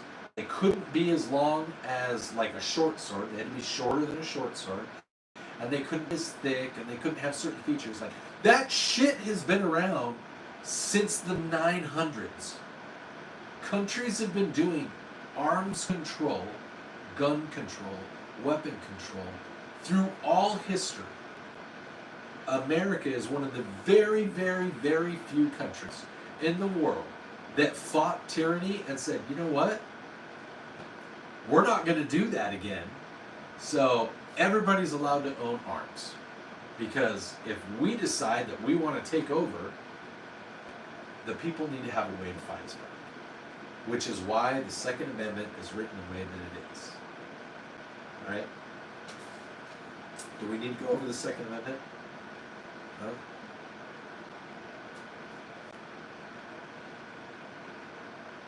A well-regulated militia being necessary for the security of a free state. Shit, my mind just went blank. I actually have it memorized, but my mind went blank. Being necessary for the security of a free state. The right of the people to keep and bear arms shall not be infringed. I believe that that's it. Now I've got to double check. Hey Panda, sorry I didn't say hi when you first came in. Hi Panda, how's it going? Welcome to the live stream. Let me see if I said it right. A well-regulated militia being necessary to the security of a free state, the right of the people to keep and bear arms. You're right. All right, it was close. I might have had one or two things. So we can talk about what that means if you want, but it's pretty straightforward. Let's get back to the live stream. 20 people. What's up? So, Josh is here, Panda's here. Josh and Panda are two of my more regular subscribers. Thanks, guys. Way to be here. Do you guys have anything? Did you guys bring anything to the table tonight? I don't know that I'm going to do live streams every night, but it's Friday night. My wife's out with her friends. My kids are all having fun. So I'm doing my thing and having fun and doing a live stream. Do you guys have anything you want to talk about? I can't remember if we got to everything that we, that I tried to talk about last time we were doing a live stream. So, I hit 1 million views. My site hit 1 million views. That's why I started the live stream a little earlier tonight, which I didn't think was something that would ever happen. But it did, which is really cool. So thanks to you and your guys' support. Let me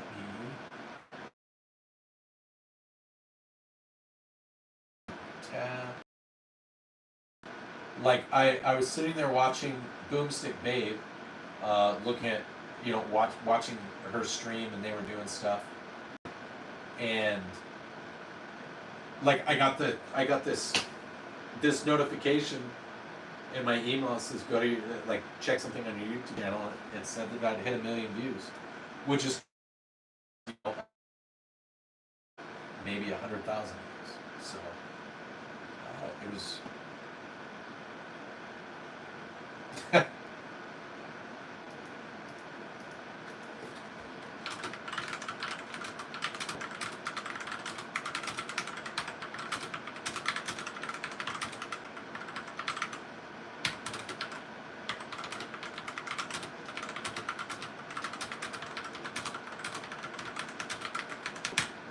do some replies to some comments that we got here.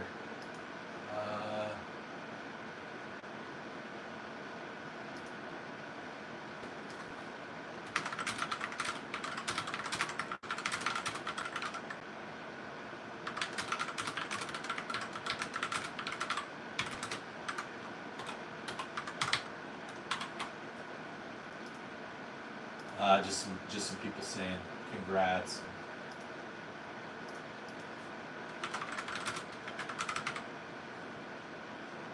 So, no, you guys have been great. Our community, you know, you subscribers, you people that come and watch me make an idiot of myself on my YouTube channel, and that come on here and listen to me ramble and go like full blown autism. You guys are the ones that helped me make this happen. Like I said, I just kind of had fun making videos and showing people, just trying to get a couple laughs and doing stuff with my kids and my family. And now it's grown into something that might actually be something. I hope it does. That would be really cool. I would love to.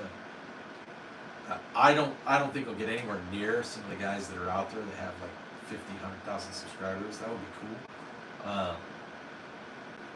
Maybe that'll happen. I mostly do shorts, and my stuff that's long form, I think I have like a total of like 100 views on all of it.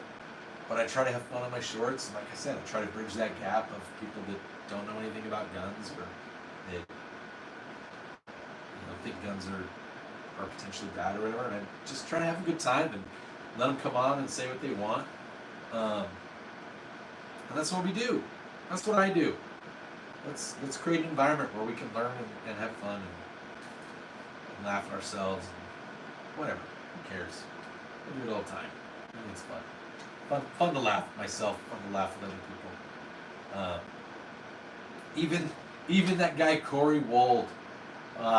Payne, I don't know if you were on. I think you were on last night when we were chatting. I know Josh was. And that guy that got on and was like just ripping me left and right, talking about the video that I did, you know, with my kids, where we like took the shotgun, we put like the spatula and shit in, and we were like serving pizza with it. And he was giving me crap, like, can't believe you pointed a gun at your daughter. And I was like, it was a prop. One, it wasn't loaded. Two, it didn't have a firing pin. Three, it didn't have like even a chamber that could close. Like it was non-functional. It was basically a piece of wood and metal. It's like I can go to Walmart and buy the parts to build what I had there. I just did it myself because I know how to do that. And he was on there and he was talking all kinds of crap about me. You know, you guys, the guys in the chat and everybody, they're like, "Ah, man, you're whack." And then he started talking about how California's better than Utah. That's when we all laughed. And he was some kind of crazy person. Takes guns way too seriously. Guns are serious, but you can also laugh. Like, they can be fun. Just ask Panda. He's seen enough of my videos. Is there anybody new in the chat right now? It says we still have 13 watching, which is cool. I don't care. Indy. Do you want to go by Bruin or Indy? Or you just kind of here because you saw it and was like, yeah, that could be fun. There's guns in the background of that guy's stuff. Colorado. Wow. Did you hear? Second Syndicate. Did my stream? Okay. And I guess your state decided to pass every gun law that they could think of to make it so that you guys can't get guns.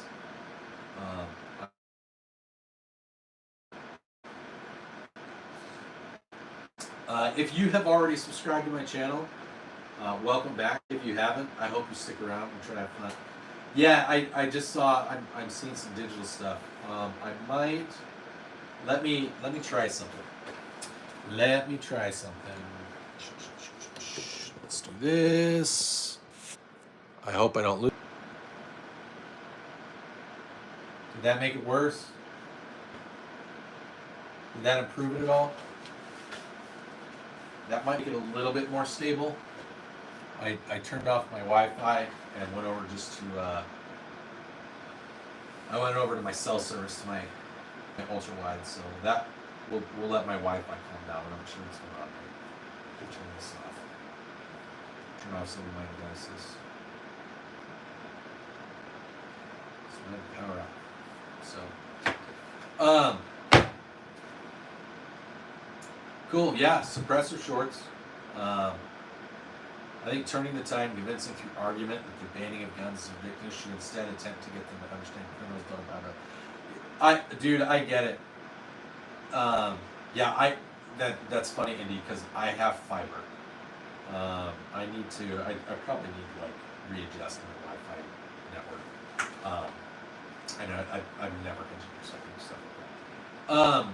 Dude, Panda, they today in the session, when people would try to talk about the motivation behind the bills, the lady that was in charge of everything, she actually said, we're not here to do that. You need to not talk about the motivation. We're here to only talk about the bills and the amendments. Which is, I mean, that would be like trying to convict someone without talking about, like, or arresting someone without probable cause. So I get it, but like, once states decide that they are going to do something to infringe upon you, like, come hell or high water, they're probably going to do it. They have a lot more resources and backing and funding. They can make it happen. That's why it's so important that we as regular citizens, that we elect good leaders, and that we stay involved in our states and the surrounding states. Like I said, I'm not even in Colorado, but I care about what happens in Colorado because I'm in Utah. And there's enough spillage of some of the ideas and ideology from Colorado and California and New York, like guns and firearms and the concept of gun violence and murders and things like that. Like, it's an emotional thing, and people, they react with their feelings to emotion. Logic starts to go out the window, and so they think, oh yeah, if we just ban all this, then it's going to be harder for criminals to commit these crimes because they're not going to be able to get to these things. And they just lose sight of the fact that criminals don't care. They don't care. That's why they break the law. I mean, we're talking about criminals not trying to find a way around owning or purchasing or obtaining a semi-automatic weapon, and their motivation is, I want to go and do terrible things to people with these firearms. And the logic behind the people that pass and want these laws to happen is, well, it's going to be harder for them. Not, they want to go hurt people. They already don't have a problem hurting people, which, like, as someone who is a veteran and you go through training to basically shut off that part of your brain that says hurting people is bad, depending on the situation, there's always a caveat to it. Like, it's not an easy thing to hurt another human being in terms of the mental weight that gives you, that it puts upon you. From a psychological standpoint, from an emotional standpoint, when you go to hurt another human being, even when you go to hurt an animal, like when you're hunting, there's a certain amount of reverence and respect that comes with it. And between soldiers on the battlefield, like, those soldiers don't want to do that. They're doing it because they think it's the only option they have. And so here we've got legislators saying that, well, we'll just make it so that they have to work even harder if they want to get to these firearms. We're going to take away these firearms. And that's going to stop them from being able to do this. They want to hurt people, they're going to do it. And so all you've done is you've taken away for good people to protect themselves. And you've said, screw you. We're going to stop the criminals from doing this by taking this away. But when the criminals don't obey that law, because they already want to hurt people, all you're doing is hurting others. Thanks, Panda. I appreciate that. No, I have experienced in my life, I have seen some terrible things happen to people that I really care about. I'll use some examples. When I was very young, when I was 12, what's up, J-Dog? When I was 12, I had a young cousin who was like 13. And this was in Idaho, and you can actually Google it. There was this guy who had in multiple states, and we'll leave politics out of it, but in multiple states, he'd committed horrendous things where he kidnapped and done terrible things to young girls. And he went to jail, or prison, but he would be on good behavior and he would get out on parole. And he would do this in different states, and he would do it in specific states.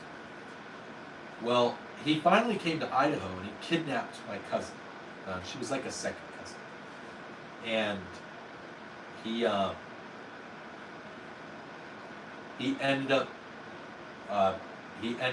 ending her life in a very horrific way, and disposed of her body in this Snake River in Idaho. Well, when he was caught, Idaho doesn't. I mean, they will do extradition, but they weren't going to do extradition in this case. They used his previous offenses in other states, and they convicted him. He's not around anymore. But I mean, she was an innocent little girl, like 12 or 13 when this happened. And so I am a huge advocate. I don't have a place for things like child molestation and minor attracted persons, pedophiles. I know, no, minor attracted person, freaking pedophile. I don't have a place to tolerate people that want to hurt other people for the pleasure of it, or the control or the power of it. Those people, I don't tolerate that. So I am a huge advocate for you as the person, as the individual. Your right to life, your right to protect your family, your children, your neighbors, your loved ones, that trumps somebody else's right to pleasure. Especially if that pleasure involves harming someone else. And then when I was in high school, one of my best friends, right after we graduated, I went and I did some work abroad. I did some schooling and did some church stuff. And while I was gone, my friend was murdered. Yeah, personal defense hits me hard. I've seen horrific things in Arizona when I did counter drug stuff. I was part of a team called the Joint Counter Narco Terrorist Task Force. I saw horrific things there.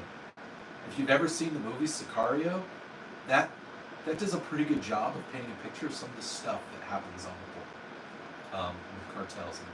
And I am all for us going in and labeling the cartels as terrorists. I say we wipe them. So your right to self-defense, your right to protection, even if you don't have a firearm, if somebody breaks into your home to take your stuff that you've worked hard for, to try to harm you or your family, you have every right to make them disappear, to no longer exist. I don't care when someone says you value your stuff over someone's life. My answer to that is, I value my life and my family's life more than someone else.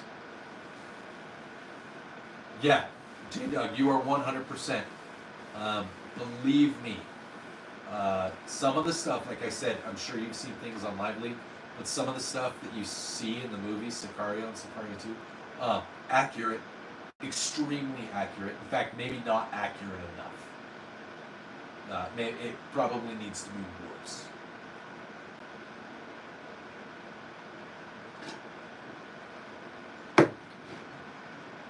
I agree, Panda, I agree. And it's,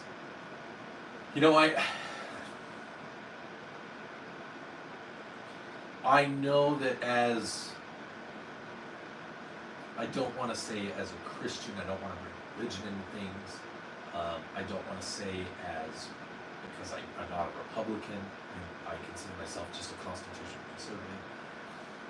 I know that I probably need to have a mindset that's more, people deserve to be better. They deserve the opportunity to be better. And I agree. I 100% agree with that. But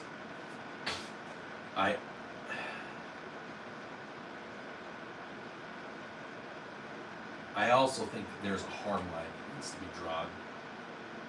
And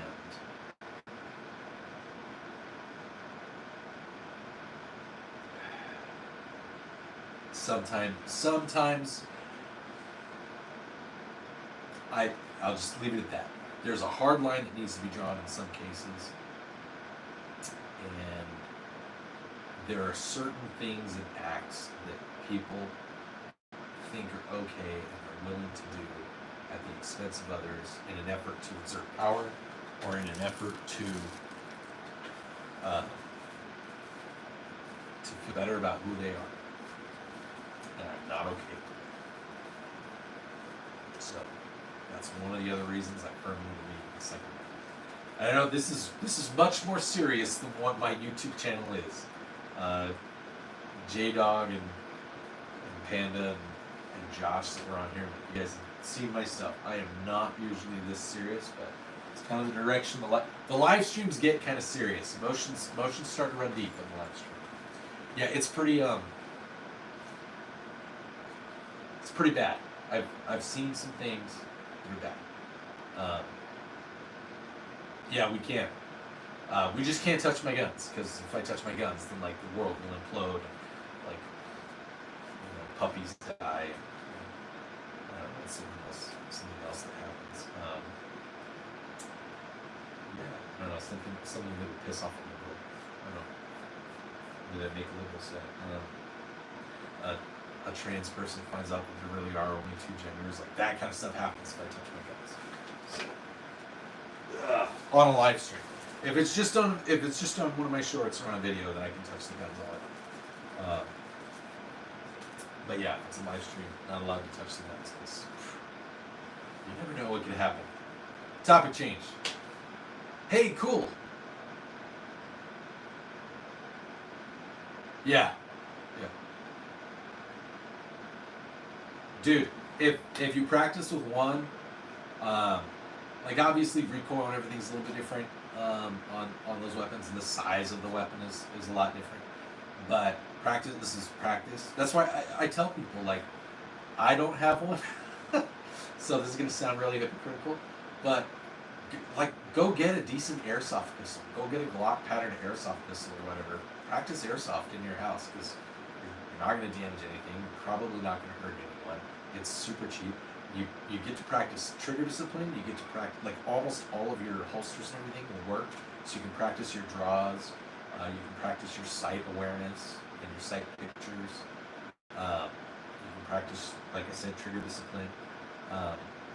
And because it doesn't have recoil, that's funny. Call him maybe joke. But because it doesn't have recoil, what that's good for is that it gets you in the habit of not worrying about recoil. Because one of the things that really messes people up is when they're shooting, is anticipating that recoil. It should surprise you just a little bit every time you pull the trigger. Maybe not if you're doing it like really consecutively, if you're like, you know, if you're doing that. But if those first like few shots, if you're taking your time to reset and like just trying to be accurate, it should kind of like, oh yeah, there's the wall, and then it snaps. You know, that trigger when it finally goes, that 2 to 3, it should be a little bit of a snap and a little bit of a and it went off. It's when you start doing this and like, okay, I gotta point it down a little bit because I don't want it to pop up. I don't want it to. That's when you start to anticipate too much. I'm a 9mm guy, Panda. I've shot 45. I just don't own any 45s.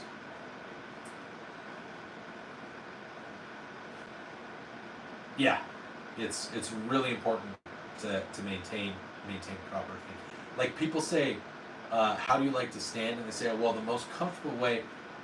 I actually learned from an instructor, like thinking comfort. Like when you think comfort, you think of like a chair or bed or pillow.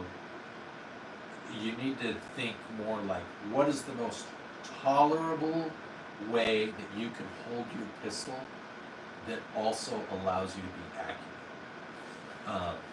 That was one of my favorite things that I learned in one of the courses that I took, and it's kind of stuck with me. I don't know if necessarily that other instructors would agree with that, or would think that that's the way to do it, but that's worked for me, and I think I think that's a good way of oh, I wasn't live this whole time. I mean, I was, but I'm catching up to my live stream that I'm watching on my computer. I'm not doing it on my iPad today. I'm using my phone and I'm watching it on my computer so that I can see the chat and kind of have an idea who's in here. We're down to 9. That's okay. Man, we've been going for 2 hours. You know who hasn't shown up is Ammo. Ammo hasn't shown up. I need to get his contact information. That way, when I do one, we can hop on there. That's the other thing we need to do. You guys that are creators, we need to coordinate and communicate with each other and try to do figure out ways to do like joint live streams so that we're even if it's like I have yours up and you have mine up and we're talking to each other and we're just having a good old time because I'm too new at this to know how to do like the joint where everybody gets on to the same channel at once. I know there's ways to do it where you can stream together at the same time and do like picture in picture and talk to each other, but I don't know. And I'm an IT guy. Well, I'm a cybersecurity guy. I don't. Yeah. I'll have to look that up. I'll look that up and then we'll try to coordinate something. So, no, but cool beans, dude. The Glock 19 is great. It's a lot cheaper than 50 AE. I don't want to say it's more accurate, but I've shot enough 50 AE that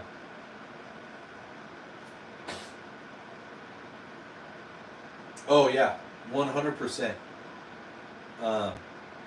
I still see people at the range that do the teacup thing because they like the way it feels because it's comfortable. And I try not to dog on the way that people like my jokes that I say. You guys see always carry every day. Carry with one in the chamber every day. I say I don't want to dog on you.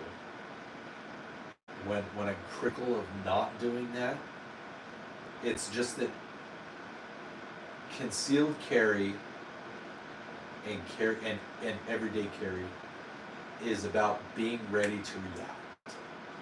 And the less time that you take to react, the safer you are. So that's why I'm an advocate for that. So I try not to I try to make fun of it. I try to say, oh, you got to do this every day, but it's yeah, and it's just getting that mindset. Like most firearms, most pistols especially, can be carried extremely safely with one in the chamber. You can. There's very few firearms that are out there that you cannot safely carry one in the chamber. If you can't safely carry one in the chamber, don't. Okay? If you have a pistol that you can't have your safety on and your hammer cocked because it's double action only, as long as we've gone over this. They had a bad batch or something was in their engineering. Garay and Thumb also went over it. They dropped the shit out of them. They're fine. P320s are fine. That's what the M17 and M18 are in the military. It's perfectly safe. There was just a bad batch for a while. Plus, there was also one thing you don't come across as is someone who's dogging it. I mean, I do, I do a little bit, but like I try to make sure that I'm fun about it. Um, I say things like, remember, everyday carry, um, and always carry one in the chamber. He's like, you don't have to carry one in the chamber. You're wrong. I make jokes like that. But like, okay, so like Rock Island Armory, they have a 1911, and I think they have it in a couple calibers. You cannot, the safety is also a decocker. So if you try to put the safety on when you have the hammer back, it decocks. And it's a double action only. So you have to cock it in order to pull the trigger and get it to fire. It's not single action, double action. And maybe there's models that do it correctly, and that's the way that I'm gonna use the terminology, because I know like a Colt does.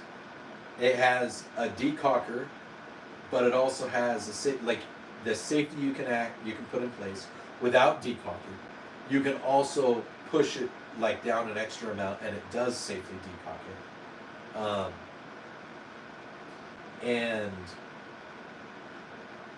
You can also with like a Colt, you can pull the trigger if there's one in the chamber, and it's like a revolver where it will pull the hammer back. It will. Like there are 1911s that do that you can do either or. Double action. Instead of double action only, it's double action, single action. DAS. Single action is one pull the trigger. Double action is hammer then trigger. It's like a revolver. There are 1911s that do that. I'm pretty sure I've shot some. So you could carry a 1911 with one in the chamber, leave the hammer up so that you know that there's no chance of the hammer striking the firing pin and getting it to negligently discharge. If it can't do that, get a 1911 that you can put the safety in place without decocking it. And it's like a physical safety that will 100% prevent the hammer from going all the way forward. If it doesn't do that, if having one in the chamber would require you to still slide it or cock it, I would still argue that having one in the chamber and just cocking it is still faster than doing the full rack. That's just me. I don't have a 1911.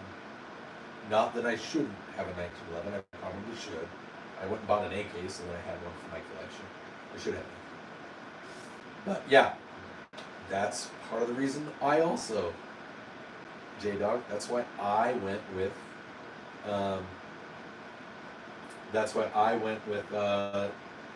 Glock variants with strikers, because there's like 5 different mechanical safeties that if I don't pull the trigger, that if my booger hooker isn't on the trigger and pulling on it, then the switchy bang thing doesn't work.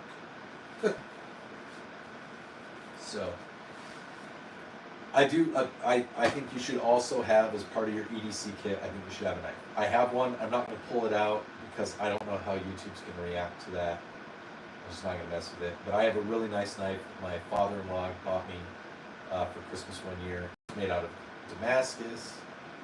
I actually don't. I don't actually own any Glocks, and I definitely don't own any SIGs. The only other pistol I have is I inherited my stepdad. My stepdad who passed away last month. He left all of his guns to me. So I have his. He has a Smith & Wesson 910. It's a single stack 910, kind of 1911 looking, kind of SIG looking. It's like a crossbow. And as much as I appreciate it, the sentimentality of it, I'm probably going to take it to a gun shop and try to get something else, because it's just not. I have no use for that. But I don't actually own, as I was saying, Pena, I don't actually own any Glocks. I have Glock clones. I have PSA daggers. J4 Gold Test Rico. Are those gold-plated 50 caliber pistoleros? Can I have them? Huh. Name that movie, guys. That's like my favorite scene in that movie is when he's talking to nice girl. He's like, "Are those gold-plated 50 caliber pistoleros?" He's like, "Oh, they sure are, don't you know?"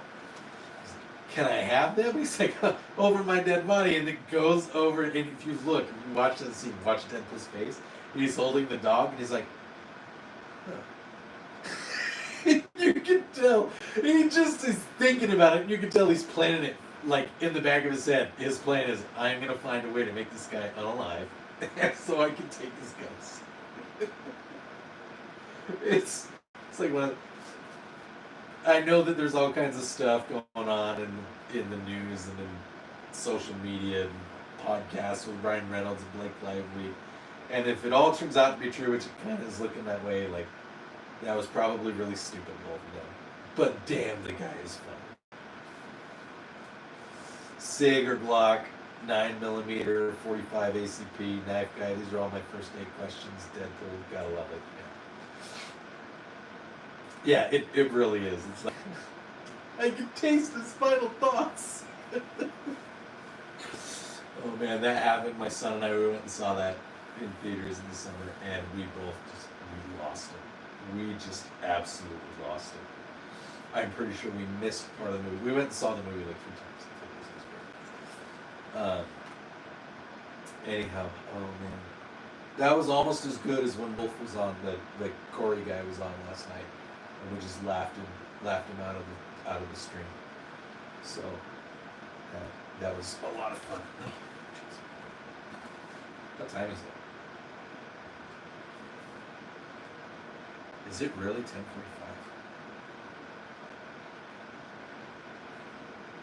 It's really 10:45. I did not know that. 12:40. Okay, J-Dog's on the East Coast, everybody.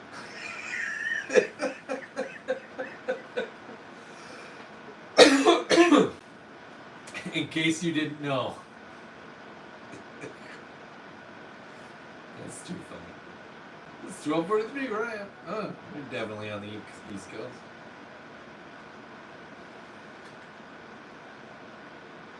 Oh, wait. Let me see. Late night with the boys, yep.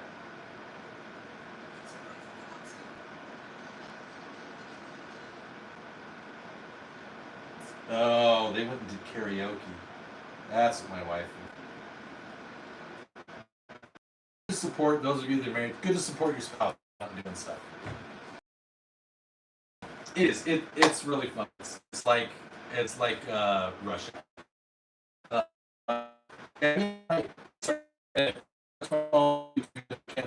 I'm gonna try going back to my Wi-Fi. I think I might be able to get a better connection again.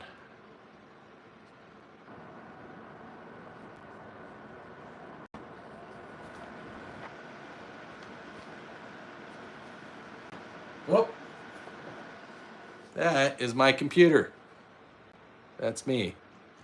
There we go. You guys want to see my computer?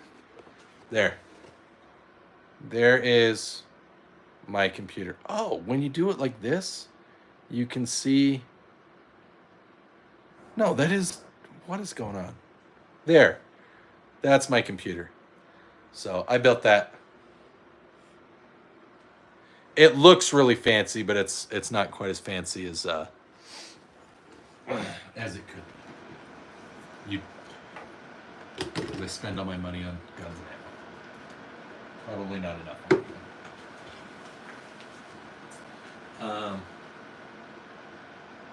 That was like an hour ago. We were out doing karaoke. Shout out to loyal wives making marriage great again. Yeah, no, my wife's out with her 2 girlfriends. They took her out for her birthday. It was last month. And I'm a big fan of that. Go, dude, support your wives, and wives support your husbands. Go have fun. Like, it's okay. You don't have to always be around each other. Hey, it's Overton. Hey, what's going on, bud? That's Overton Windex, everybody. World famous. Like 850 million, billion, trillion. I think that's what Joe Biden said. Subscribers. He's here on my channel. That's great. 24 years and 3 kids. We hit 20 next year. My wife and I hit 20 next year, and we have 3 kids. Also, yeah. Should I be like, I'm not worthy? Like, like what's it called? Wayne's World, when they meet Alice Cooper. We're not worthy. We're not worthy. Bow to your sensei. Yeah. If I can reach like a third of where you are, Windex, Overton, then I'm gonna call that a win. I hit 1 million views on my channel today, so that's almost kind of like, you and your like 380,000 subscribers. You get that if all of your subscribers watch your videos, like 3 of your videos, then you get the same number of views that I've gotten in. Dude, that's awesome. Dude, I shout out to all of you guys that are out there that are married in long-term relationships. Like, relationships are hard. Like I said, below average Utah dad. Like, I have not been a perfect husband. I think I've been an okay husband, and I try my best to provide and be supportive, but almost 20, Panda, almost 20. And yeah, like you just learn to give each other space when you need it.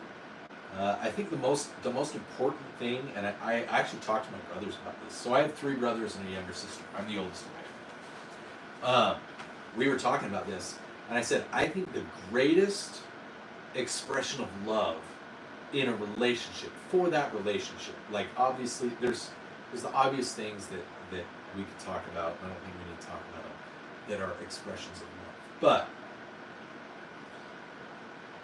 But in a marriage, I think one of the greatest things is, like, I super support my wife in the work that she does. She's an operations officer for a small business. They do stuff with like installations on EV chargers. Whatever you want to feel towards EVs, it's a good business.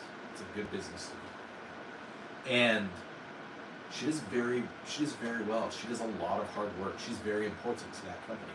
And I'm so happy for her, because the fact that she's in a position where she makes enough that if she wanted to leave me, she could. She absolutely could, and she would be, it wouldn't necessarily be easy, but she could and still be comfortable.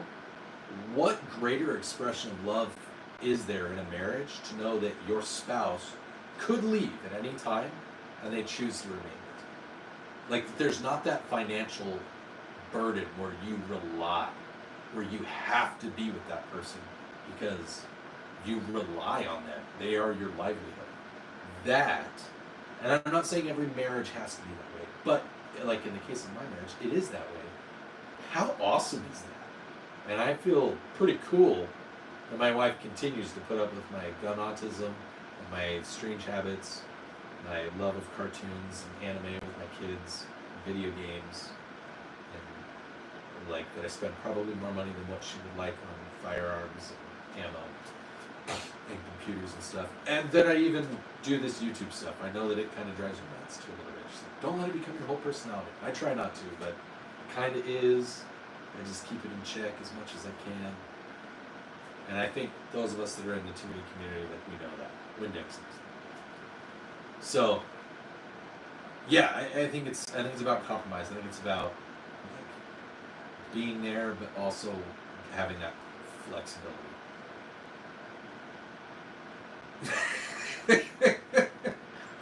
Yeah, I kind of wish that I really actually wish that she was in a position where she was making the same amount as both of us combined, so that then I could just do this all the time. So, hey,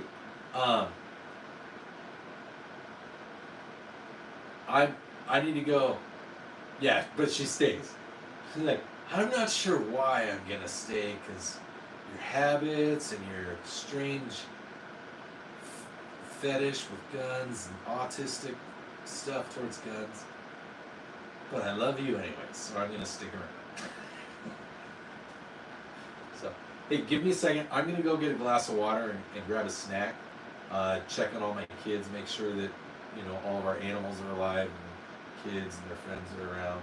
So you guys keep an eye on the armory for me for just give me 10 minutes and I'll be back. If you want to leave, you can. Windex, thank you for showing up. Shout out to Windex, everybody. He's world famous.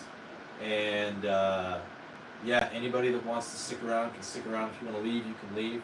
If there's anybody that's currently watching, if you have questions, I've just kind of been chatting it up with a couple of my regular subscribers that watch my stuff. If you've got questions, you want to do anything, please reach out, ask me a question. If you have ideas that you want to see, like a collaboration, I can try to make that happen. If there's a short that you want to see me do, if you have an idea, something funny you'd like to see, throw it at me and I'll try to make it happen. I really will. You've seen what my arsenal is that I use in my channels. If there's a movie quote or if there's a scene you want to see kind of reenacted but in a goofy way with the fat dude, then I'll try and do that. So think of some things. If you want to share, give me a like and give me a share on this this current live stream. See if you can bring some folks in or just share some of my videos. That would be super awesome. You guys have helped me get to 1 million views. Obviously, I'm trying to get to the point. At this point, I'm like, hey, maybe I've got a shot at maybe. I don't know if I'm going to be on same time. Oh, we've got a new person. Hey, I'm very excited to have you. Mal, thank you. The cheapest AR that I have is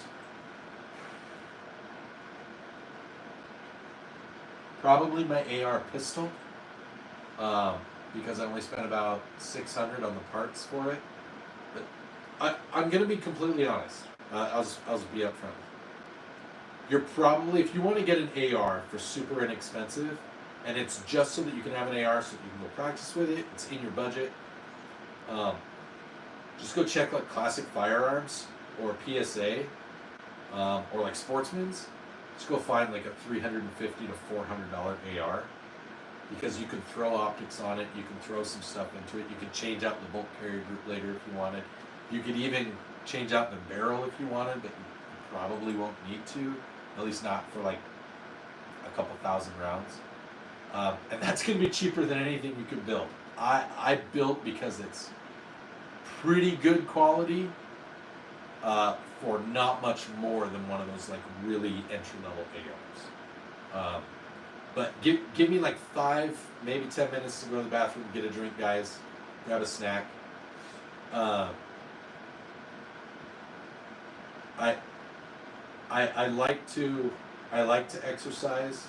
I don't know that I have good tips. I actually have to have full reconstructive surgery. Let me go to the bathroom. I'll be right back. I'll answer that question, Patty. I know that if I don't go and get a drink, I'm never going to get out.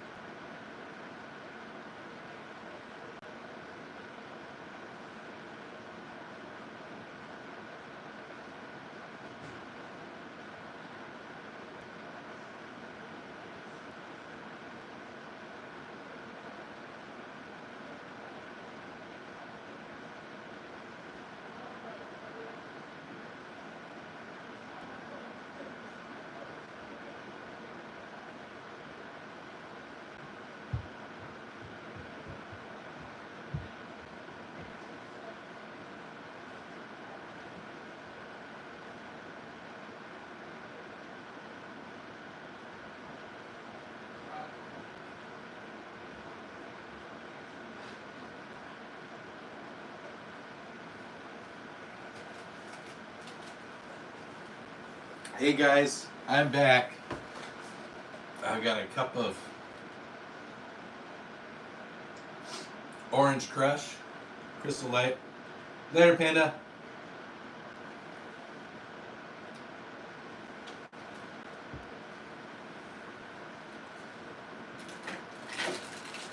You guys are gonna get to see me put some nuts in my mouth. And I've got a oatmeal and chocolate cookie. Let's see. Ooh, Lewis Machine. They make a really good stuff too.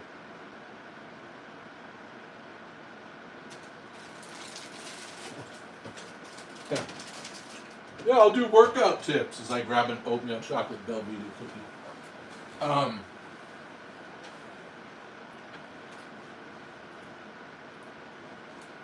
So as I was saying, Panda's gone now. But I actually have to have reconstructive surgery on both of my shoulders. So I have to work out on like machines or with elastic bands. I can't do bench press at all. And it kind of sucks. Because my shoulders will actually they'll dislocate if I do regular bench press. Just the way that the bar and the weight goes on my shoulders. From doing aircraft maintenance like this for so long and rocking up and down mountains for 2 years in along the Mexico border. It's a really crumbly cookie. My shoulder's pretty jacked up. But I have a couple of elastic bands. They're up in my bedroom, and that's what my son and I usually do. In fact, we're going to do that tomorrow morning, or we'll go to the gym nearby, and then we do like whatever butterfly press. We do forwards and we do backwards on the machine. We do forward curls. I'm more about, I would rather someone do lighter weight, like when I lift weights. I don't know that I throw weight around. I don't even know if I work out correctly all the time. I think I do all right. Nobody's ever come over to me and like said, hey, you might want to try this. But I think all in all, I do a pretty good job. I have really strong legs, like a leg press machine.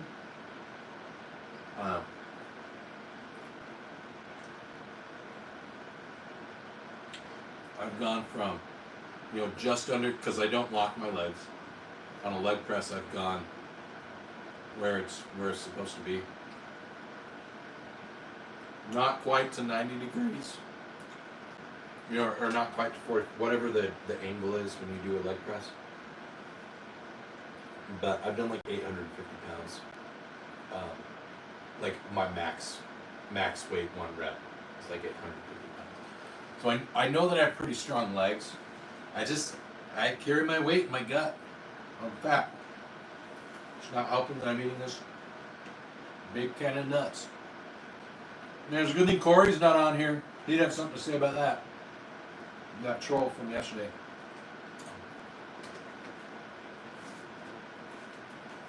Okay. I went to the bathroom. I got a snack. Let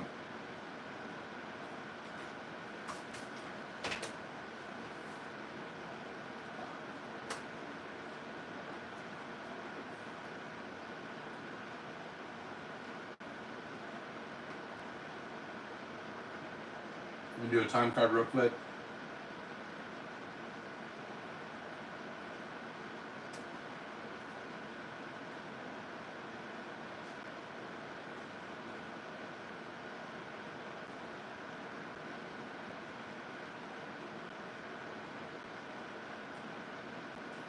All right, we got 11 people on. Who's new to the stream? Either tonight or in general. Is there anybody here that's new to the channel I don't think Windex is new necessarily because I'm friends and follow one of his buddies.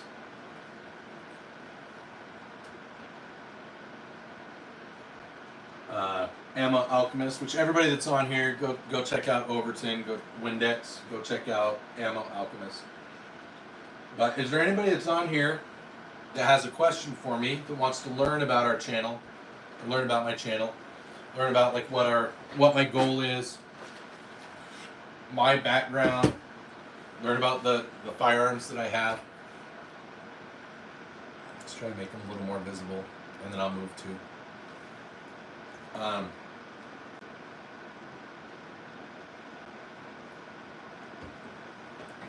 bit more. You only know Yukon. I thought you were. Is Yukon Ammo Alchemist?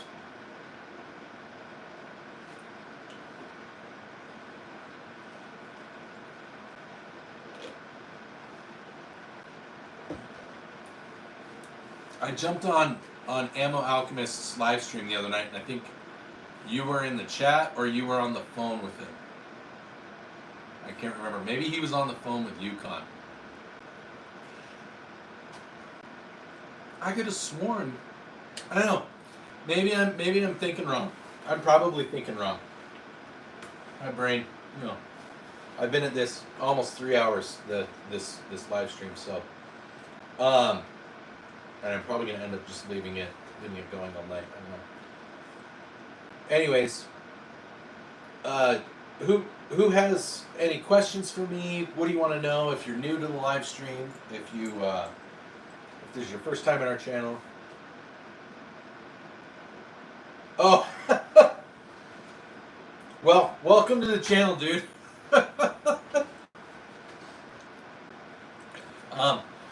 I don't get to the ranges, but my channel is much more just like entertainment. Hunter's over here like, hold strong for 3 hours. We got this. We'll beat that algorithm. F those guys. I'm all for it, man. Everybody go like and share. You don't have to subscribe, but if you like and share, that will help not just me, but everybody else that does YouTube gun entertainment. In fact, if I remember right, I was watching. I've actually watched some of the videos like on the creator page. If you have a YouTube page, they send out like these weekly videos about how to do things. They were talking about how the algorithm builds. Liking and sharing actually does more to help creators get the similar stuff out than subscribing. Subscribing helps the individual creator, but liking and sharing helps all the creators of that genre. Overton, if I'm right, you do have like 350,000 followers or as subscribers, if I'm right. Have you seen something similar? Like obviously you have a lot of liking, commenting, sharing, any interactions. Is exactly nothing on shorts, feed lives, or shorts videos. But on like the regular videos, it helps bring that particular genre, right? On long form and scripted. So it's just it's just maybe that's how I was interpreting it incorrect. Because I'm mostly shorts. If you've looked at any of my stuff on my webpage or on my YouTube channel, I'm mostly shorts. So anybody that's on that's watching now, says there's 16 people. I'm gonna assume that there's maybe 3 that are actually paying attention, and I might just be background, or it's just cycling through like a continuous 3 people that are still on here, and then the other 13 are just coming and going. My channel is mostly shorts, and I actually do quite a few live streams, but that's more to just interact with you so that you guys can get to know me, so I can get ideas from you in terms of like things you'd like to see or like in the future, or that I could maybe currently do. But my whole niche, I guess. Oh, okay, cool. So that's good to know. My whole niche is I try to just safely, at least I don't think I've done anything dangerous, just go with the shorts, with the shorts media. And I make videos, my little shorts videos, and I grab just a funny sound clip or whatever, and I just kind of throw it out there. But I also try to do videos with the shorts that are maybe a little bit longer, like the 1 to 3 minute. Even though most people don't watch them, I get a couple people that'll watch those, a little bit longer, at least some of it, maybe 30 seconds worth. Where my kids are involved or whatever, or we try to do like a skit. We try to make a full skit in 3 minutes. We try to make it interactive. I've got my sketch with the how to spot an ATF agent, where I basically just shit on the ATF and pretend to be an ATF agent. And it's a lot of fun. And I think that that's worked for me. I'm trying to find a way to bridge a gap between people that don't know anything about guns, or people that do know about guns but maybe have the wrong perception of them, and gun owners or the gun culture that the perception they have is that those people are crazy, or that we're all preppers, or that we're just looking for that opportunity to go do something and justify our gun ownership. Interpret that how you want, but it's more just to try to show us as normal people, really normal people. I'm all for. I know that we've got the Johnny Q's, Windex. I've watched some of your stuff, not as much. I'll fully admit I haven't watched a lot of your stuff, and I appreciate you being here and having your insight is really good for this. I think. Yeah, exactly. Everybody's got something weird about them. The guys that have how many Pokemon YouTube pages are there where they go and they play the Pokemon games? I've played the Pokemon games. I grew up playing the Pokemon games. Okay, the original Pokemon games. And people goes hey, let's play Pokemon. Hey, there's Ammo Alchemist. We were just talking about you. And these guys have these YouTube pages where they're let's play Pokemon, but instead of just playing it, let's say that you can only, it's called a Nuzlocke, and they're let's play it where you can only catch the first Pokemon that you see in every area. All the other ones you have to knock out, and you have to use these ones, and if it gets knocked out in a battle, you can never use it again. And it's it's making it infinitely harder, and and I get how some people think that's fun, but in my mind it's making it so much harder. How do you enjoy it? I look at that and I'm and people think I'm weird because I have 9 guns. And I laughed at that and I was maybe if I did a YouTube channel, or if I started doing stuff where I'm look, yes, I have 9 guns, but I mean it's no crazier than trying to make Pokemon harder and more difficult and less attached to the Pokemon. So that was kind of just what I thought. I was how can I do this? I mean, how many do I have? 1, 2, 3, 4, 5, 6, 7, 8, 9. I do have 9. Right here.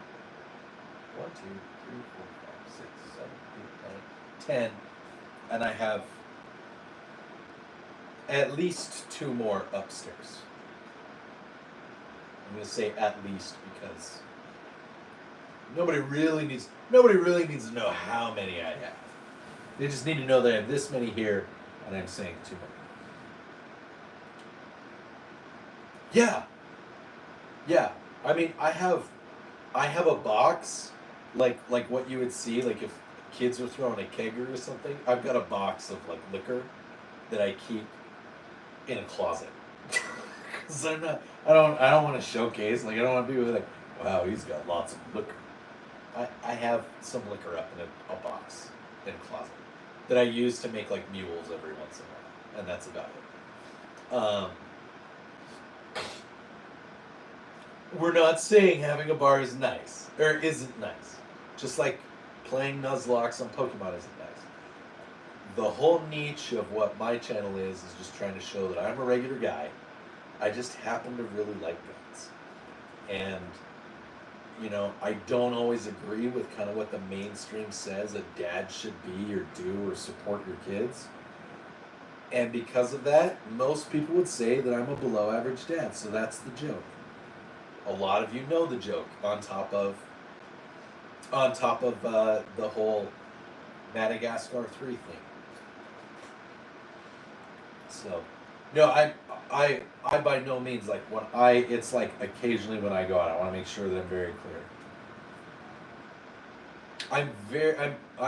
I'm north of SLC. Windex. North of SLC. I'm up by Ogden. By the Air Force Base. Oh, I just realized I feel bad. Somebody asked me earlier in the stream about my maps. And I completely blew them off. I think it was Ride. I think it was Ride or Die. Or Ride Alongside. The guy from Prescott. Who was on earlier. If you come back, or if you're still on Ride, I'd be happy to answer your questions about my maps. Sorry. Windex, are you in Utah also? Or do you just travel here?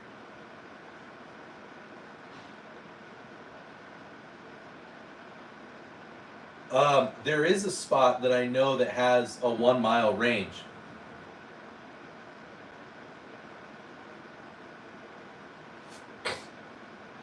My house is literally Chuck E. Cheese until like 2 a.m. Yeah, we have a long range, so on Facebook, there's a group called the Long Range Shooters Club of Utah, and they do, they have a couple places. There's some public land that we can go to. I'll have to look it up.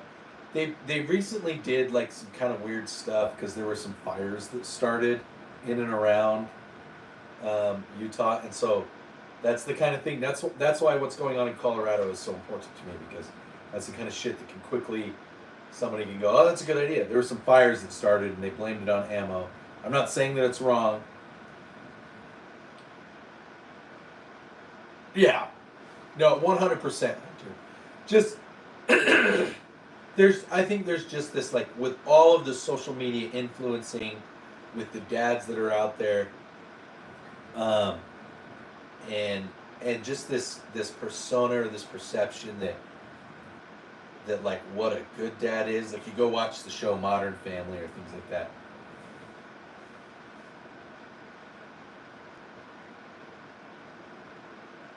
Cool. I'm assuming you're being sarcastic, so I'm gonna go with that.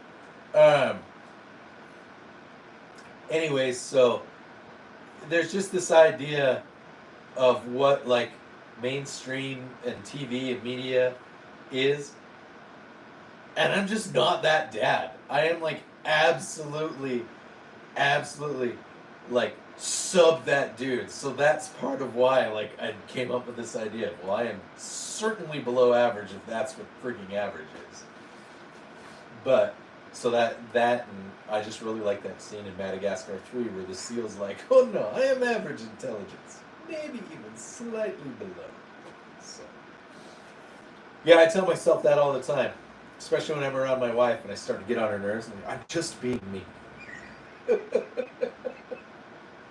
So, right? The children. My children all know how to use guns, so I'm not really worried about them. I know that will throw some people off, but that's okay. I'm fine with that. Dude, it's cool. It's a fun culture to be a part of. It's not the center of my culture. My family is definitely first, but it's important because of my role. I'm part of the children technically, and they're fine. But like, having served in the military and just seen some of the things that I've seen, and some of the experiences I've had overseas, even here in the U.S. in certain states along the border, I am a huge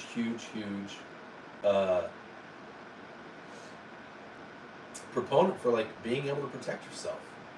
And so like I said, I've kind of internalized that, and and tried to have fun with it with folks in my videos. I think I'm below average intelligence sometimes, and I talk to people in public, and then you realize you're a lot smarter than you gave yourself credit for.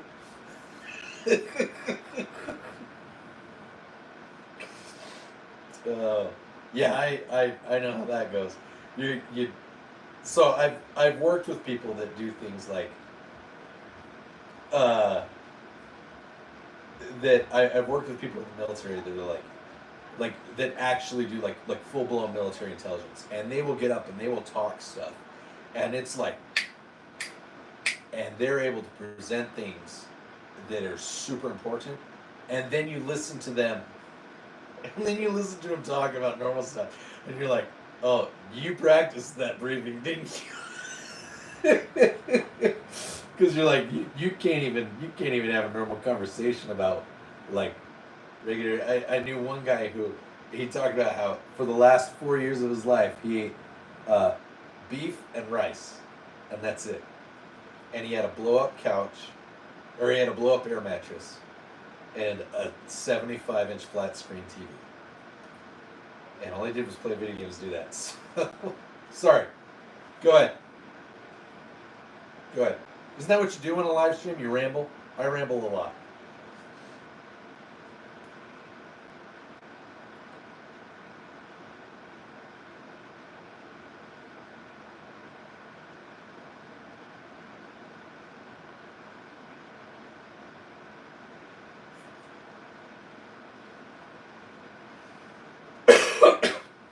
I'm waiting for Joe to ask his question. Because they're really expensive. Can't you see? I have red anodized optics on my Aero Precision 9mm. I am cheap. That's fine. I've shot it and it's overrated.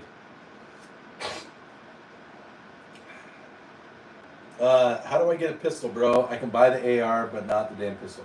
Hey, Wonder Apple, that is actually a really good question. So I want to answer what, if you're okay with sharing, are you in a state where you can get okay, so you're in Arizona.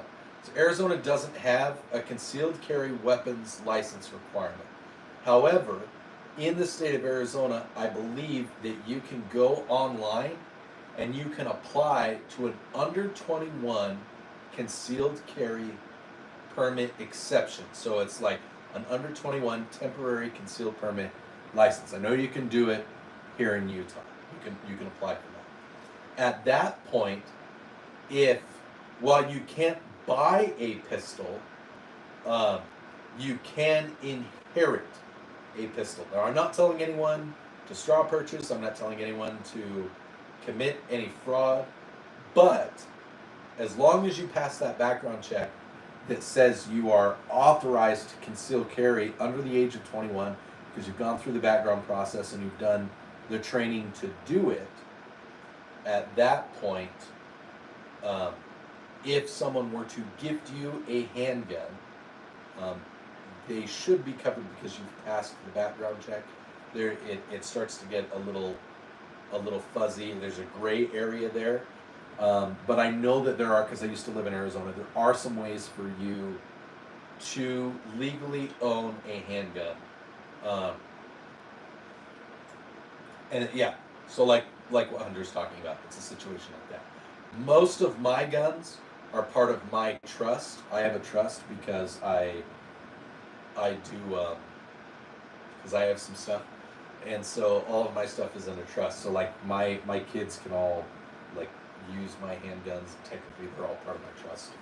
Things like that. If you don't have a gun trust, you have lots of guns. You should definitely look into that. They're not too expensive. Go for it, Joe. What's up?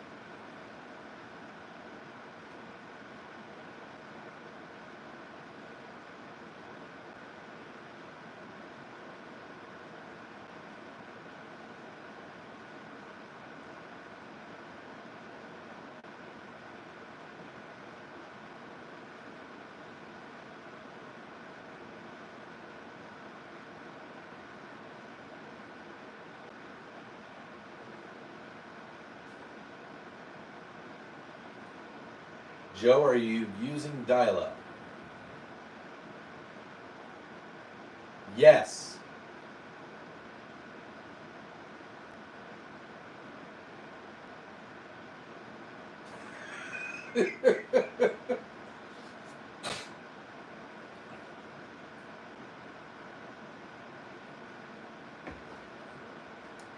That's all of Utah, bud. They come and they go. There's the ones that are the natural born, the natural born ones, and then there's the ones that came here from.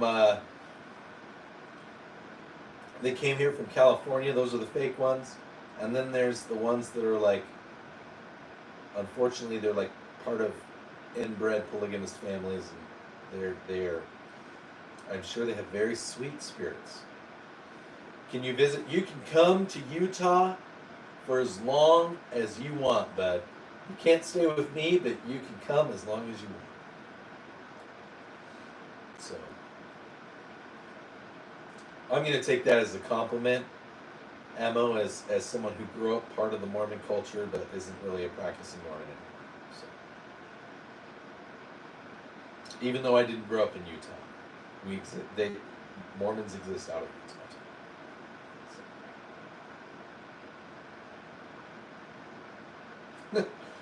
I believe you. Now you know why I don't own one. At least not right now. Honestly, dude, I've shot one, and I think that 50s are that Action Express is overrated. So I'm not a practicing Mormon. I grew up in the culture. I haven't gone to church in a while, and I have some disagreements. I have a differing opinion now. I'm not trying to alienate anyone. I don't want to drive anyone away.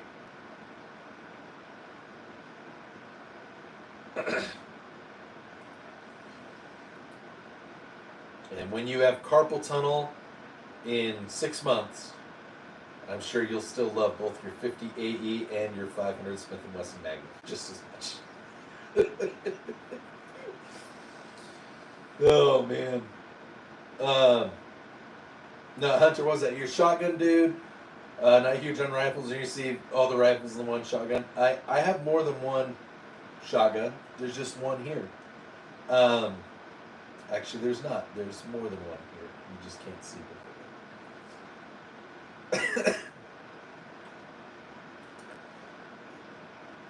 Oh, Hunter Bud, Joe's just kind of having fun.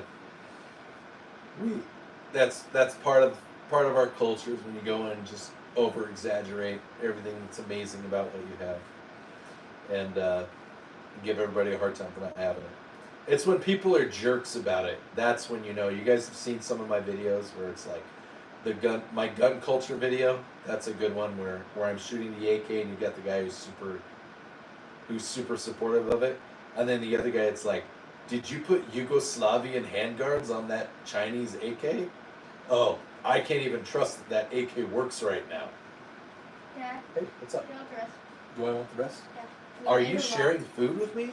Yeah. Thank you. We made a lot. I eat like 5.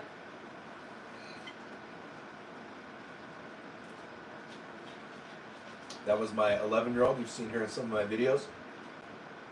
She just brought me bacon wrapped jalapeno, cream cheese stuffed jalapenos. Not quite jalapeno poppers, but.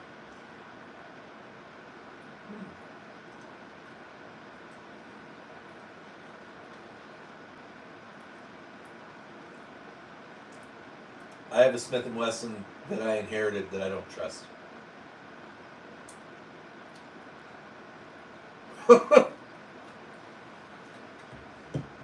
J-Dog's back in the chat.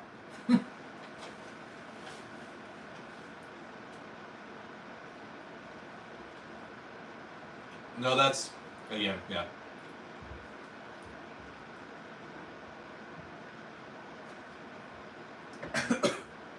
It's actually Ammo and I talked about this. Like when I get onto other people's live streams and I'm chatting or whatever, if they talk to me, I told them, don't do my full name, just call me Bad Dad.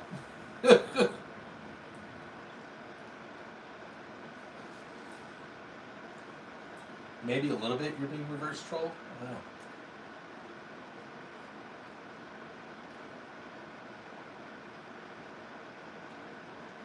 You can't. What is it? You can't. You can't double cross a Quincy.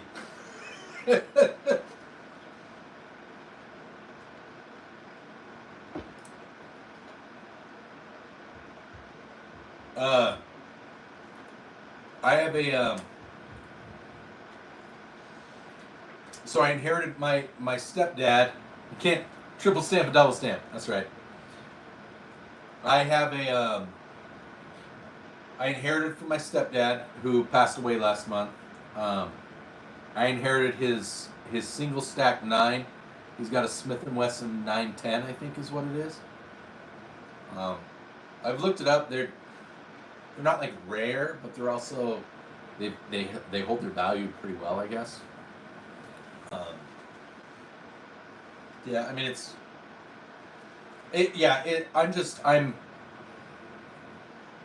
just not my style. I'm gonna talk to my mom. She doesn't have any interest in it, but and his actual kids have no interest in it. Yeah, go for it.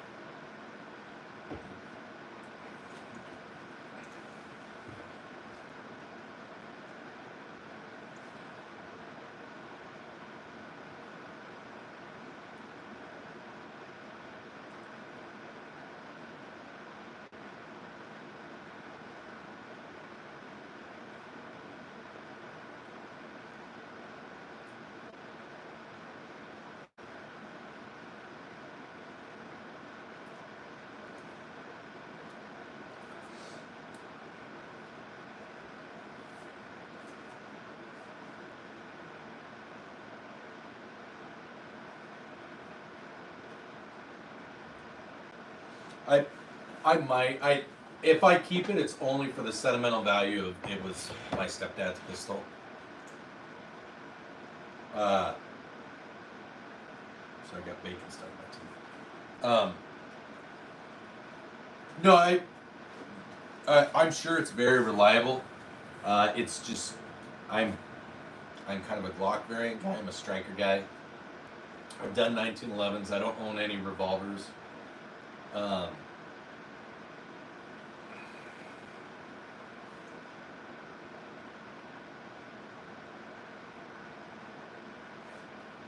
So that's just kind of where I am. I did grow up shooting. I actually learned the pistol that I learned to shoot was a Smith & Wesson 44. I grew up in Alaska, so like that was what we learned to shoot because if we ran into moose or bears, like that's what you used. So, so I'm familiar with like big bore pistols.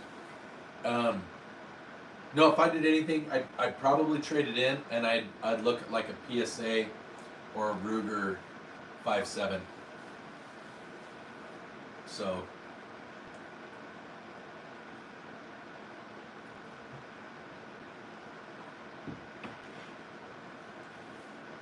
It's an alloy 59, man.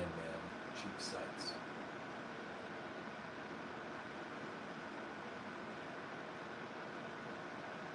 No, I like 5.7. I like 5.7 a lot. So whether I go, I'm not going to spend $1,500 on on an FN. I've shot a P90 and a PS90. I'll figure something out. I just don't want to drop more than like $500, $600 I like building my own guns. That's part of my fun, or assembling them, however you want to put it. I have like armorer's tools. I can build one from scratch. Just the amount that you save really isn't that much.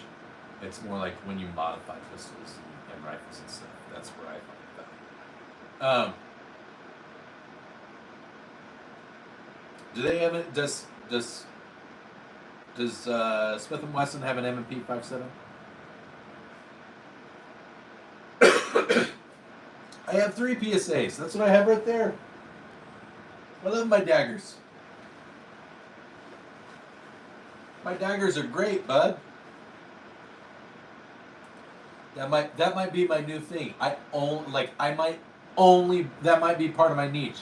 I only buy cheap stuff just so that when people tell me you have cheap stuff, I can be like, yeah, I know. I get crap for that pistol right there, that AR pistol, for having anodized red stuff from China on it all the time. I've had those optics since like 2019. I've never had to re-zero them. They're wonderful, and that thing drives nails. That 9mm drives nails. It is awesome. It's so much fun to shoot. I can't wait until I can get like a bump stock or a force reset trigger.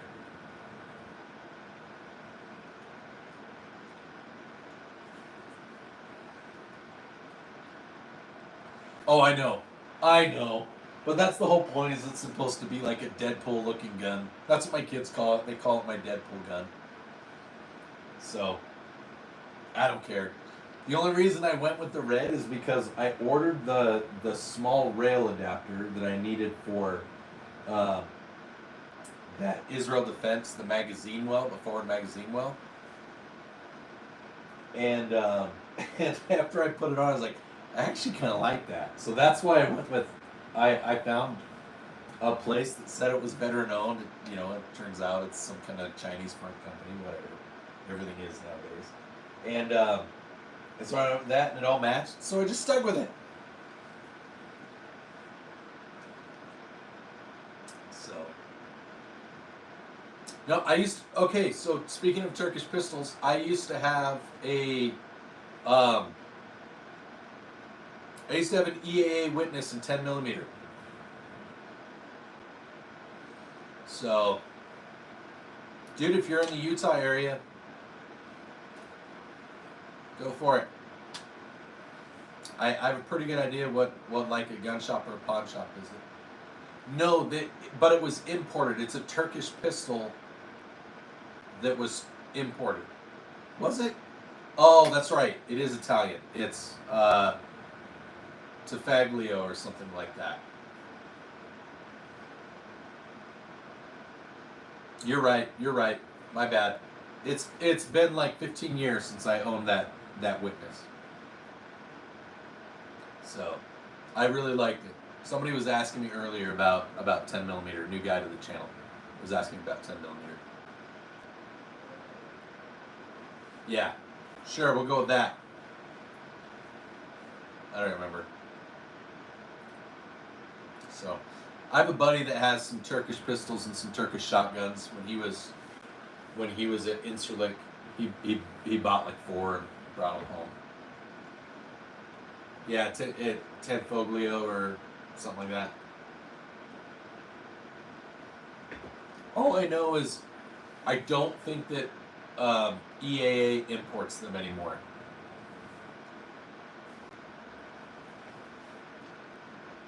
So, das ist das.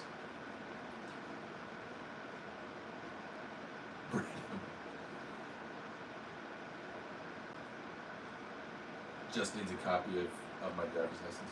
Yeah, I can. Yeah, shoot me. On my thing is an email. Is my email? It's just below average dad, below average Utah dad. I do have Discord. My Discord's on here.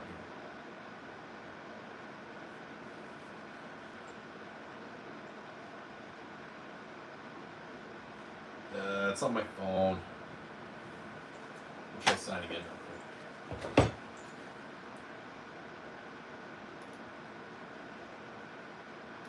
I just realized I left my CZ in the trunk of the car. Yeah, go get it.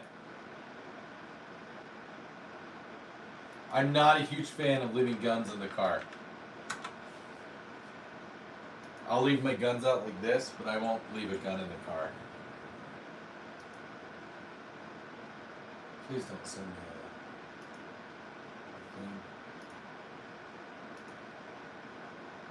I am human.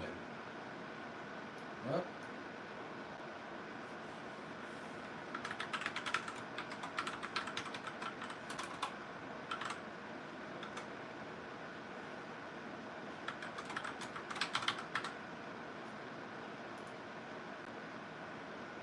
Hey, look at that at work. Okay, my Discord.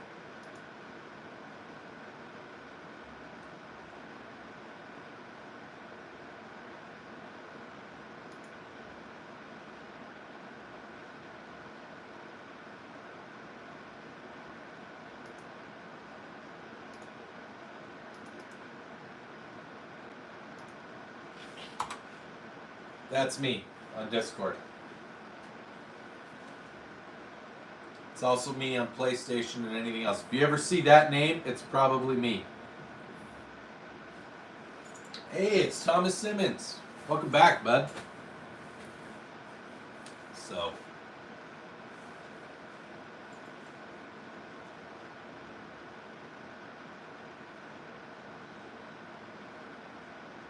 Yeah, I moved him further away because I didn't want to deal with YouTube getting all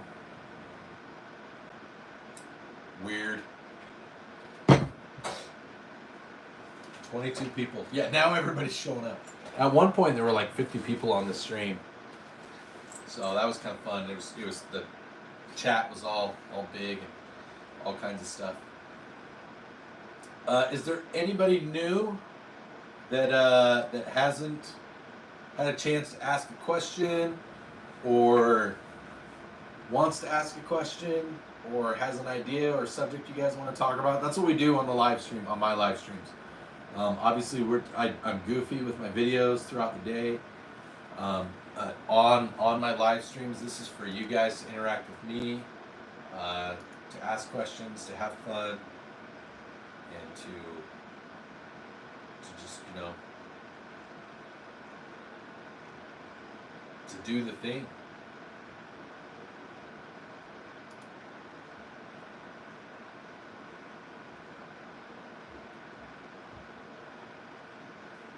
Thoughts of ramjet afterburn? I'm going to be completely honest, Sleep. I don't know what that means. Hey, Dad, I'm going to bed. Okay. Good night. Good night, sis. Love you. Mwah. You did a good job on the video today, on your video for school.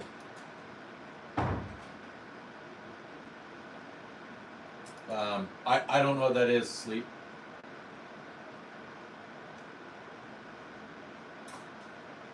Joe, you're gonna make people sad in my stream. You gotta be a little bit nicer. You can be a troll, just don't be like a bridge troll. Ramjet 43X. Let me take a look.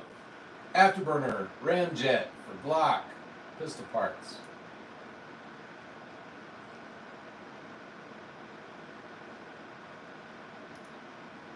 Take a look at it.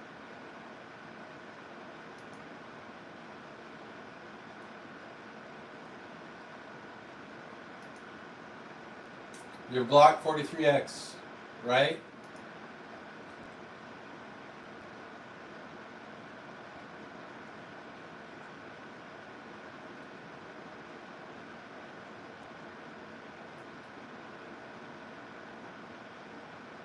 Nice. This Joe is gonna disagree with me, but I can't put a link in the chat. Sleep. If you just need a slide and you want to put a comp on it, I would do like what I have on my Dagger Micro. I would just buy a slide that has a built-in comp. That's what mine has. Mine will fit a Glock 43X. I would just buy a slide that has it. You can get that slide with that Hollow Sun optic. If you don't already have an optic for 43X, you can get that for like, I think $350, $400. No, go for it, dude. Like it's an open forum.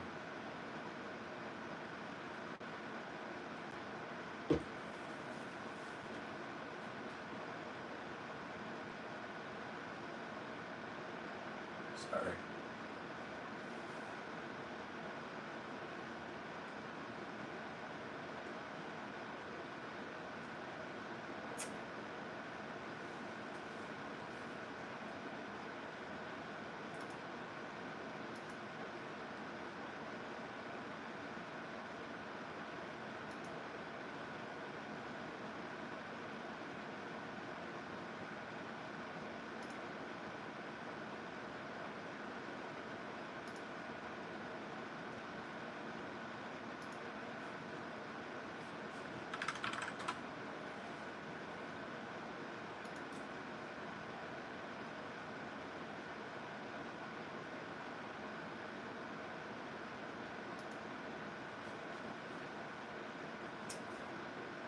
Good. No, that's smart. I'm mostly motivated by price and availability.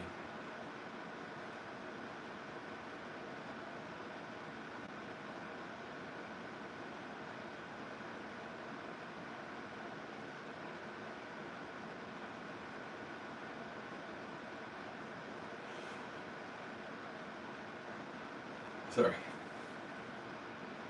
It's almost midnight. I'm gonna step away again real quick, guys. I'm gonna step away.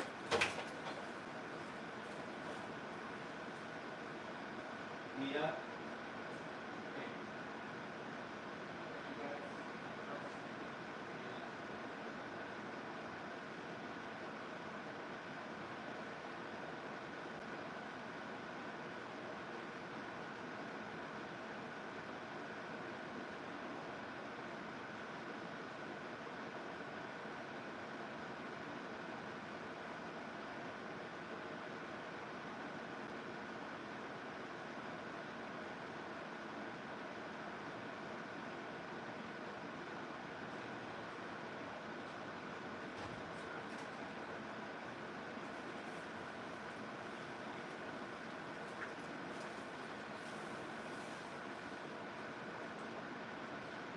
What's up, Floor? No, I'm a firm believer in everything that you're saying, Joe. I agree because I've had bad experiences. My experience so far is that PSA has been good for me. So I'm not gonna just write them off. But I agree that there are better quality products. It's not to say that PSA is the best product. It's just been a good experience for me so far. So I'm not convinced at a complete write-off for it. But I know people that have had poor experiences, so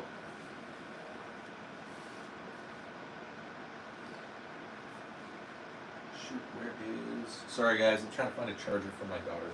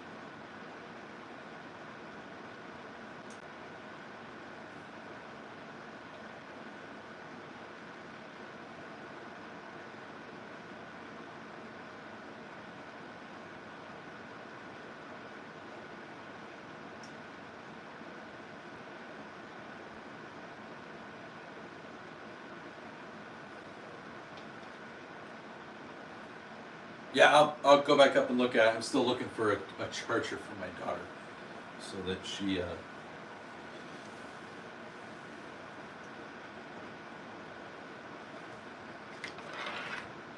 That'll work.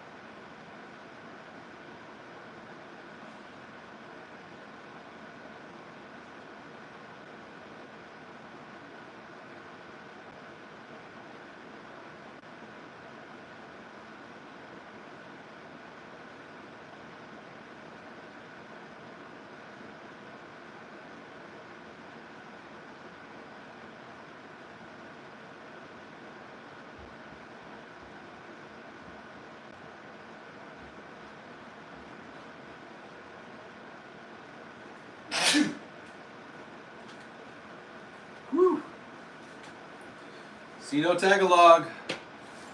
Somebody from the Philippines here. Okay. Alright.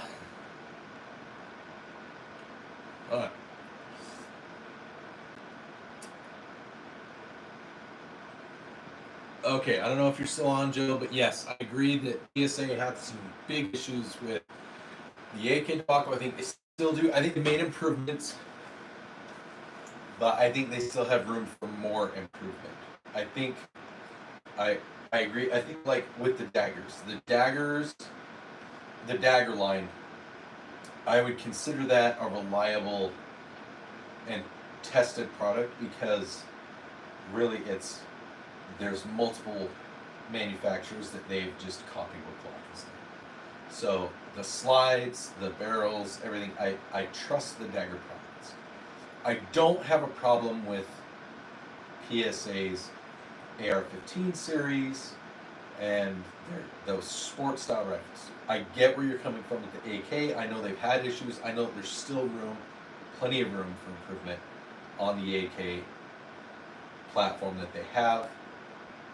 I think they're getting there. I agree. I think that as a business and because of some of the ownership things that are going on, they do care quite a bit about bottom dollar. But I think that given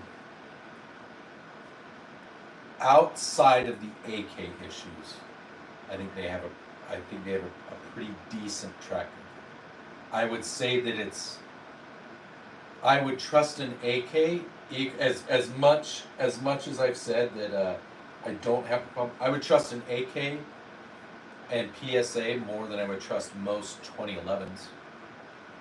I think 2011s are. I think that the concept is sound. I think that the delivery, because of what a 2011 is trying to do, I think it's trying too hard to be a 1911, but also be double stack and also have some of the features that a striker fired pistol has, but it's not, and so it compromises on some safety things. Like I think owning a 2011 is cool, but I don't necessarily trust 2011s.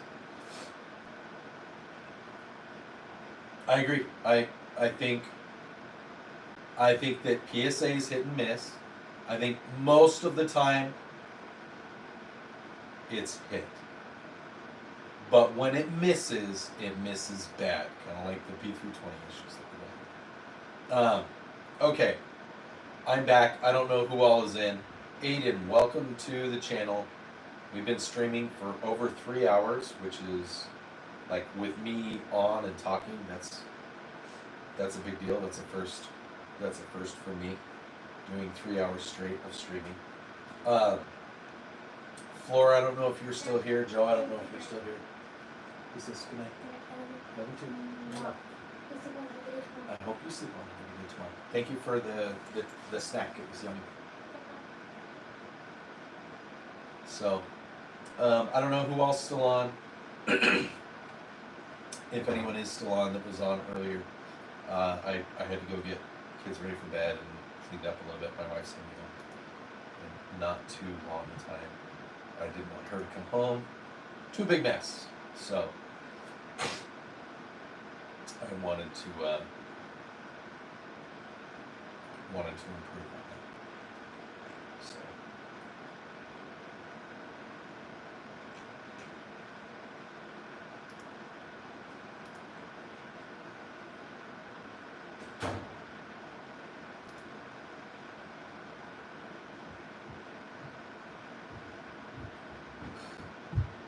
Yep, going back. Oh, everybody's back, it looks like. Yeah, I don't know. I read through everything that you said. I agree with an asterisk, Joe. I think you're right. I think that PSA being owned by an investment firm, it does bring up the concept of quantity over quality at the expense of if they sell more, they'll make up for any errors. And like you said, it depends on who the production manager is that week. I'm not disagreeing with any of that. I think that the stuff with the AK is a prime example. They they're getting better, but it's not perfect. I think their dagger line is pretty solid because it's based on Glock, because that patent is available. Like it's hard to mess something up that's already done really well. So let's take daggers out of it. It's kind of the same thing with AR-15. So when you take daggers and you take the AR-15 out of it, even to a degree, like the like the jackal and the concept of what the jackal is. I hope that doesn't trigger my algorithm since it's a dog. YouTube, I have dogs coming in the room. Nobody's touching any guns.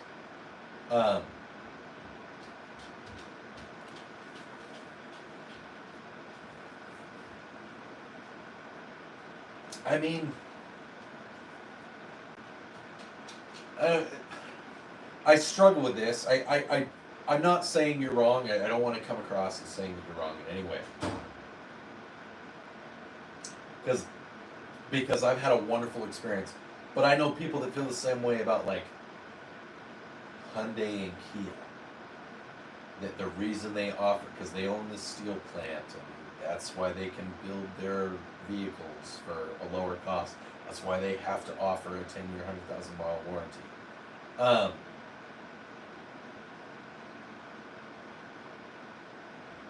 So, okay, I can understand that because, and that's what I mean. I think that PSA is it the same quality control, and is it as good? How did I pick your career path? I don't know what you're talking about. I don't really understand what that means, but that's okay.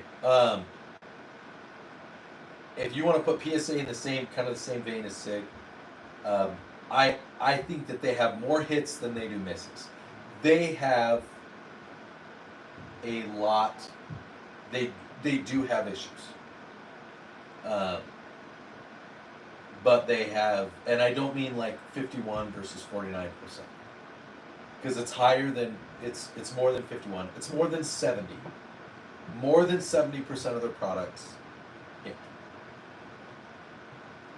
If you want to call that, if you want to get into the logistics of that, like if it's just a numbers game, then they're winning. I would 100% agree with that statement. PSA is a much better distributor, and they're much better. Honestly, they're very good at getting hype about new potential products and new products, even if the products aren't amazing. But again, I don't know if I've just been lucky. My 3 daggers are great. I've shot plenty of Glocks, and I've shot these. I like these more. Not that Glock is bad. I just like what I get for my money in this as compared to Glock. And I like SIG in the sense that I think that they're a pretty good brand, but I don't prefer SIG. Honestly, if I was gonna have like the ideal Glock build is like a Shadow Systems. I think Shadow Systems does Glock the best way that you can do Glock. They take everything that's good about Glock and they improve upon it, and everything that people complain about Glock, and they improve upon it.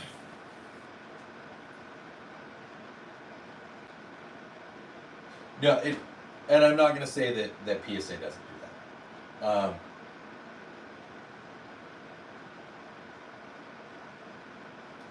You're going to laugh at me. I'm not a CZ fan. I've shot them. I think they're good pistols. It's just, I don't know.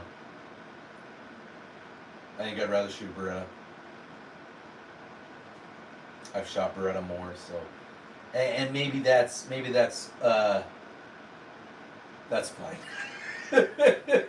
I'm not trying to say that they're bad. It's just not what I would prefer. They're cool. Um, but I mean, my dad EDCs a 92 FS because he shot Beretta when he was a pilot. And that's what he carried. So that's what he carries now. He's more accurate with that Beretta than most people I knew.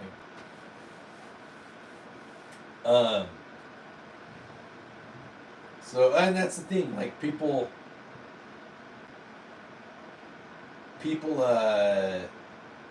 dog on Beretta, like the M9. The M9 was good at what it did. The M9 could drive nails. So I hand. Hello, Luca. I give credit to Beretta where it's due, because the 92 FS is it's a reliable, good pistol. Is it modern? No. But, like you said, certified classic. But it works. It does exactly what it needs to do, and it does it very well. Luca, you're asking the below average Utah dad where he's from. Modern enough. It's been more modernized. They've done some changes to it. I'm talking like early 2000s, late 90s, bro. But I personally prefer striker fire pistols, with the exception of like a 1911. I like 1911s. I've shot 1911s. I just don't own one.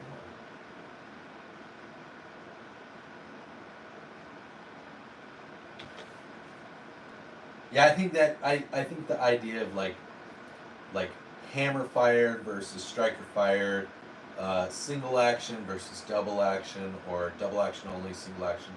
I have three. Well, I have three Glock clones. I have PSA daggers, Luca. And yeah, is it double stack or is it single stack? I don't own a 1911, Luca, but I've shot enough 1911s of varying styles of manufacture. Actually, Joe, you might be a good person to ask. Are you aware, because I know that it's this case with Rock Island. Rock Island Armory's 1911, if you have, like if you chamber around, you rack back the slide, hammers down. If you actuate the safety, it's not just a safety, it's a decocker, and you don't have, like, there's no choice. It decocks. It decocks safely. Thank you. It decocks safely,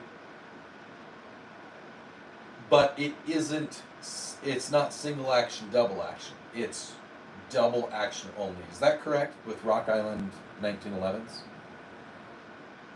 Sorry, Luca, I didn't mean to come across like super dismissive.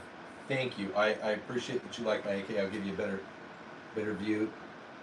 I showcase it a lot in my shorts, Luca, and it is a Chinese Norinco AK that I've done a lot of work on to restore it from being kind of the trashy state that it was in to the kind of pretty state that it's in now. No, you're good. No, I was asking. I wanted to ask you, modern versus classic. I always say, what's the best gun in my collection? That's a tough question to answer. My most valuable gun is probably my AK.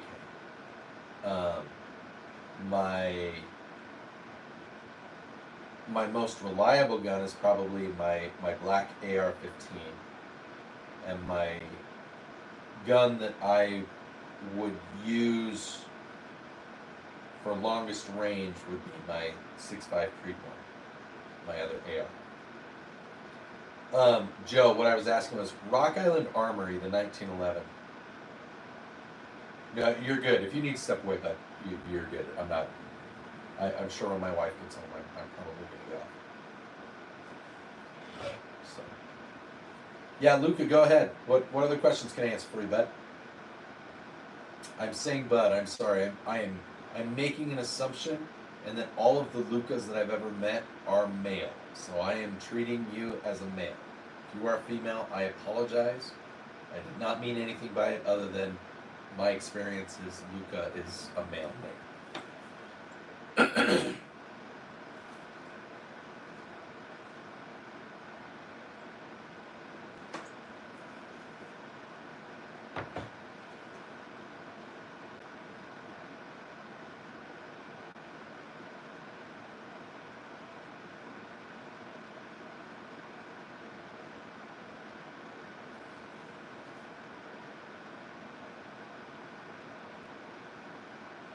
AR-15. If I can only take one, I'm taking my AR-15.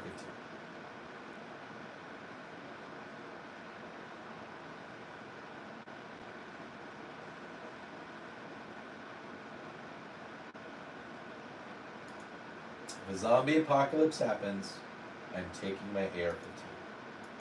I know that there are people that would say there are better weapons that are out there. I agree, but it is the AR-15 is going to be the easiest one to find ammo, parts, magazines, just in general to keep in good condition. Thank you. I'm glad that you approve of my choice, Luca, and I appreciate the subscribe. If you ever need a good time or a good laugh, definitely go check out some of my other videos. I think you'd enjoy it. If you enjoyed that answer, you'll enjoy some of my other videos. We do a lot of fun things. We don't take things too seriously. I actually did a video on if something bad happened, if there was an apocalypse, what I would do. I would, if I wasn't restricted to just one gun, I would take my AR and my AK. Because I think that as long as I can find ammo for my AK will run no matter what. Not that my AR won't, but it's good to have versatility. There's a benefit in versatility. That's why people have lots of different people that are into firearms and are part of the gun culture and all that. That's why we have lots of different types of firearms. So it's diversify your portfolio. That's a good way of putting it. Diversify your portfolio.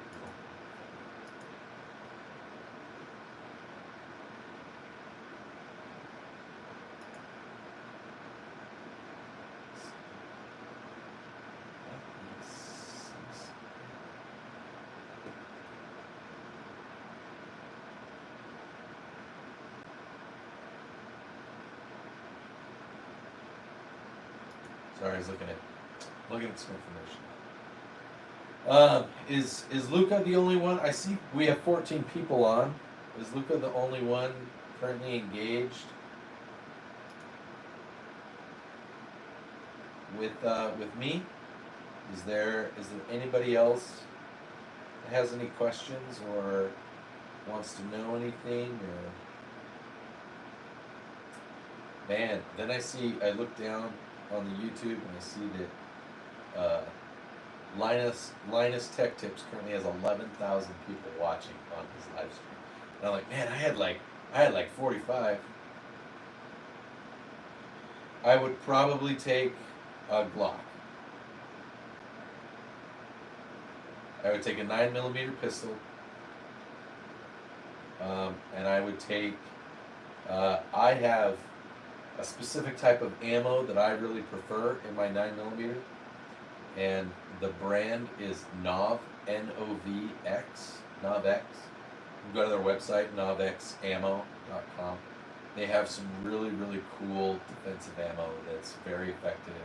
It's lightweight, it's extremely fast, it does exactly what it needs to do. It doesn't over-penetrate, it's good stuff, it's really good stuff.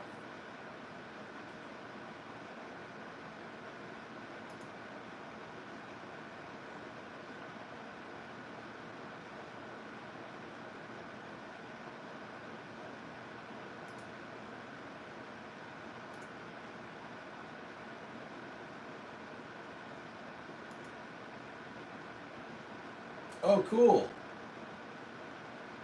I don't know that I've had anybody from Switzerland tune in before and give my page a subscribe. I hope that I make you proud, and that you enjoy what I do. I try to have fun. We try to have fun on this page. We make jokes. We're safe, but we try not to take ourselves too seriously. There may or may not be a video out there of me serving pizza out of the end of a shotgun. Yeah, it's almost 1 a.m. here. I'm waiting for my wife to get home, and then I'll probably end this live stream, and I'll put my iPad back together, and I'll do that as my live stream. I'm gonna unplug my phone. I'll restart a new live stream from my iPad, and I'll just let it run until I get up tomorrow morning. Back-ish. Okay, I'll try to be quick, Joe. Rock Island Armory, 1911. Are all of theirs, I don't have a lot of experience, I don't know if you do, with them. Are all of their 1911s roughly the same build and features? Because my experience in doing some research is that their 1911 is double action only, and their safety is a decocker, so there isn't really an effective way to carry around in the chamber.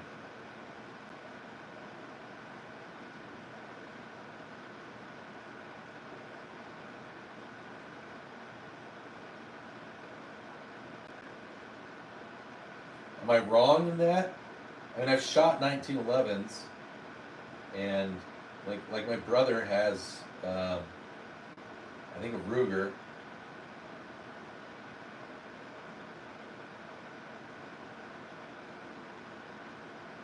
It's single action, so it's have to pull the hammer back, right? They don't make a 1911 that's like a revolver that you can just pull the trigger and it'll actuate the hammer. Is that correct?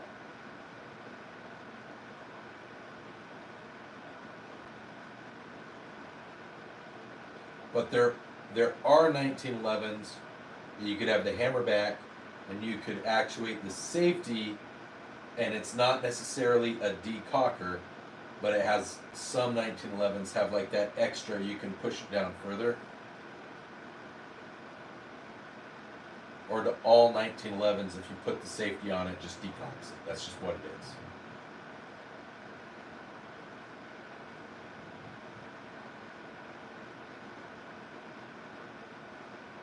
Maybe I haven't shot enough 1911s.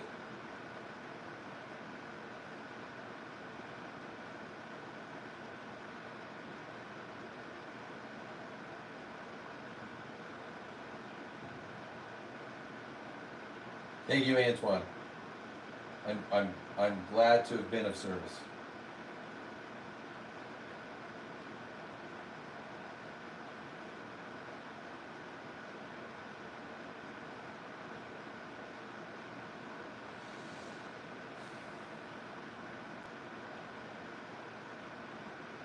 Hello, Oddball. That's good to know, because I just had a lot of people tell me, like, because I'm a big carry around in the chamber guy. I'm like, oh yeah, I've got a Rock Island Armory, like I've had 2 negligent discharges, and I'm going, I don't know how that's possible, unless you're not keeping your finger on the trigger, unless you get a really poor, like, holster. So that's kind of what I am of the opinion. So maybe I'll take back my statements about Rock Island Armory 1911. So, okay, because somebody said that it decocks it, kind of like that Smith & Wesson. If I put the safety on, it decocks it. So there's not a way to have it on safe, but not decocked. So okay, good to know. I appreciate that. I the way that somebody was describing it to me, I was like, wait a second, that doesn't make sense if it's you should be able to be cocked and locked. That's always been my understanding. Okay. Who else do we have? You need to go in the army and you get a free gun and a gun. Yeah, I'm aware. I'm fully aware. I actually don't necessarily disagree with that. I think that's a good way to force people to be educated about guns and not be afraid of them. But I am a big proponent of letting people choose to be educated how they want to be educated. And if you choose to be ignorant, then you choose to be ignorant, but you don't get to infringe upon it.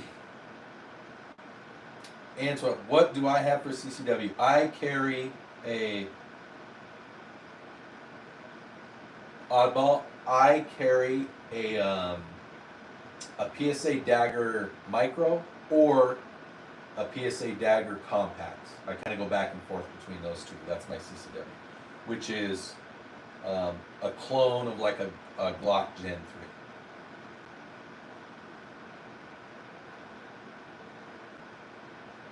So that's my CCW and that's my EDC. Antoine, sorry I didn't give you. Thank you again. Thank you for your message. Do you have? Did you want to throw anything out there? Do you want to ask any questions, Antoine? I want to make sure everybody gets a chance to ask questions, engage in conversation. I try to do that on live streams. Do a review on all of those guns. I've done a review on some of them on some of my other videos. You have to go check out my other videos, but I can give you some information. I haven't, Oddball, I haven't.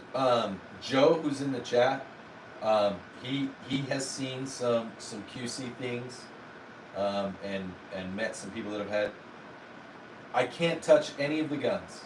On a live stream, the YouTube community guidelines, you're not allowed to touch them, or handle them, or transport them. If I do that, they'll shut down my live stream. I'll get a soft lock on live streams for like a week while they do it. Yeah, it sucks. It's just the nature of YouTube's kind of not official, their unofficial anti-gun policy. So, but I can tell you what I have back there. I'm more than happy to answer those questions, man. I have 3 ARs. I have an ATI that I built. I have and 2 Aero Precisions that I built. My ATI is 5.56. It's a multi-cal 5.56 223.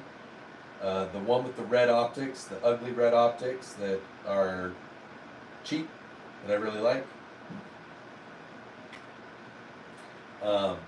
That's a 9mm, and the big one that's right over my shoulder is an AR-10 chambered in 6.5 Creed. So those are my 3 ARs. I have a Chinese AK. It's a Norinco. It was a Type 56 until it got stuck in customs. I do, Sabita, I do. I don't have a radium charging handle. I just ordered 3 new charging handles for my ARs. I ordered them off of it was like a Blemish box deal where I bought 3 and they're going to send me 3 random ambidextrous ARs. So, am I being too loud? Sorry. No, just having to do with closely. I think it's because of my nap. The one that you took for 4 hours? Yeah. That would do it.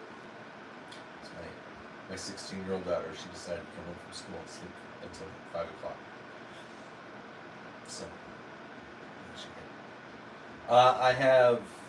I have red dots on 2 of my pistols, and I have a hollow on another. I have 3 kids. How do I educate my children? They've been shooting since they were like 3. I do not have an RPG, Sabina. My kids have been shooting since they were 3, and they know the responsibility and power and danger that firearms can represent if you mishandle them, and so they don't. Education is the best way to prevent kids from harming themselves.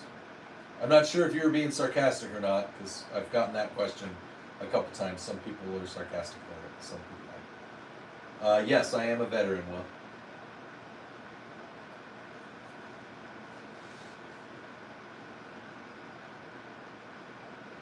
Do I have explosive stuff? No. I don't have anything that explodes.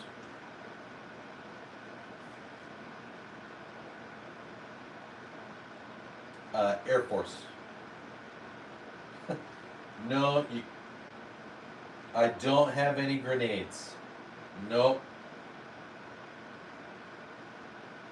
I don't even know if you could show that on a live stream. I don't know that that could even be in the background, a live grenade. I'm pretty sure that you can.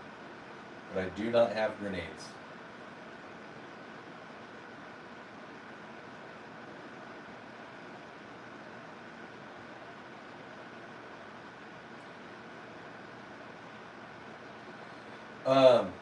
Did you already take the ASVAB, Will?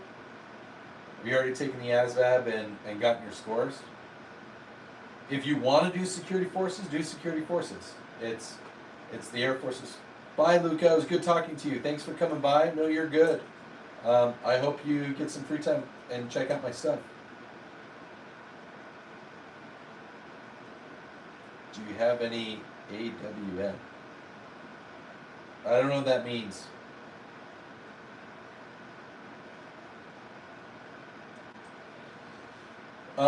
Okay, so if you wrote that you want to go into security forces, is that your first choice? Is that what the recruiter said that they think you'd be best at? I mean, here's the question that I ask people that want to join the military, whether it's the Air Force, the Marines, Army, whatever. What makes you happy? What are some of the things you do that really make you happy? Okay, I have an AR Sabita, an AR-10 that's chambered in 6.5 Creedmoor. That's my marksman rifle is what I'll call it. It's very accurate at long range.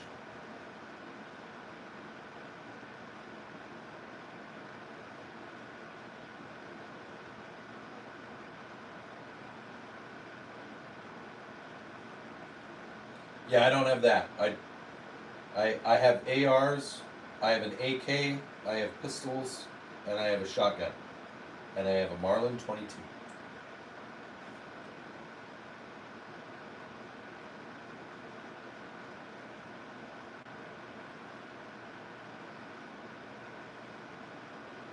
So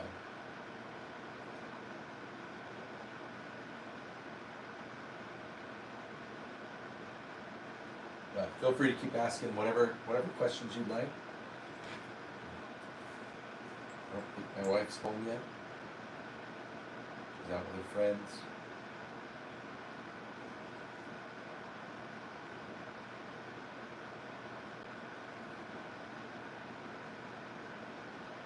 Okay, she just got home. So, hey guys, I would love to keep answering your questions, but I've been at this for 4 hours now. I'm going to go ahead and end my stream. I apologize that I didn't get to talk to you more. Will, go onto my page, look for some of my blog posts, and just write something there. Just answer some of the questions. What do you like to do? If you really want to go into security forces, I can talk to you a little bit about that. I have some buddies that are in security forces. That's not what I do. It's not what I did while I was active and doing things on a regular basis. I appreciate everybody being here. It was celebrated that my channel hit 1 million views. Last month it was at 150. I have Glock clones, so they're not exactly Glocks, but they're like these. But thank you guys for sticking with me and continuing to watch. Check out some of my videos. If you want to like and share and subscribe, obviously that helps me. It helps other content creators like myself that do primarily firearms. I'm gonna end with what I usually end with, which is always carry every day. Always carry with one in the chamber. And if you're dad or mom, whatever, if doing the right thing in the eyes of others makes you less than average or less than being a good dad, then just be a bad dad. Be a below average Utah dad or a below average. Be a below average dad or a below average mom. That's fine. Just because society says that you are doesn't mean that you're less. Doesn't mean you're not good at it. So thank you so much, everybody, for being here. This is my longest 4-hour live stream that I've been a part of. I'm probably going to throw my iPad up and let it go ahead and stream overnight. You guys can throw any messages that you want. You guys can overlook the armory here. But thanks again for being here, being part of it. If you need anything, if you need to reach out to somebody, if you want to talk about something, please just comment on any one of my videos. I will talk to you if you've got some stuff going on. I'm a big proponent advocate for mental health. I have a bachelor's in psychology. More than happy to talk to you guys about anything you need. And yeah, thanks for sticking around, guys. Good night.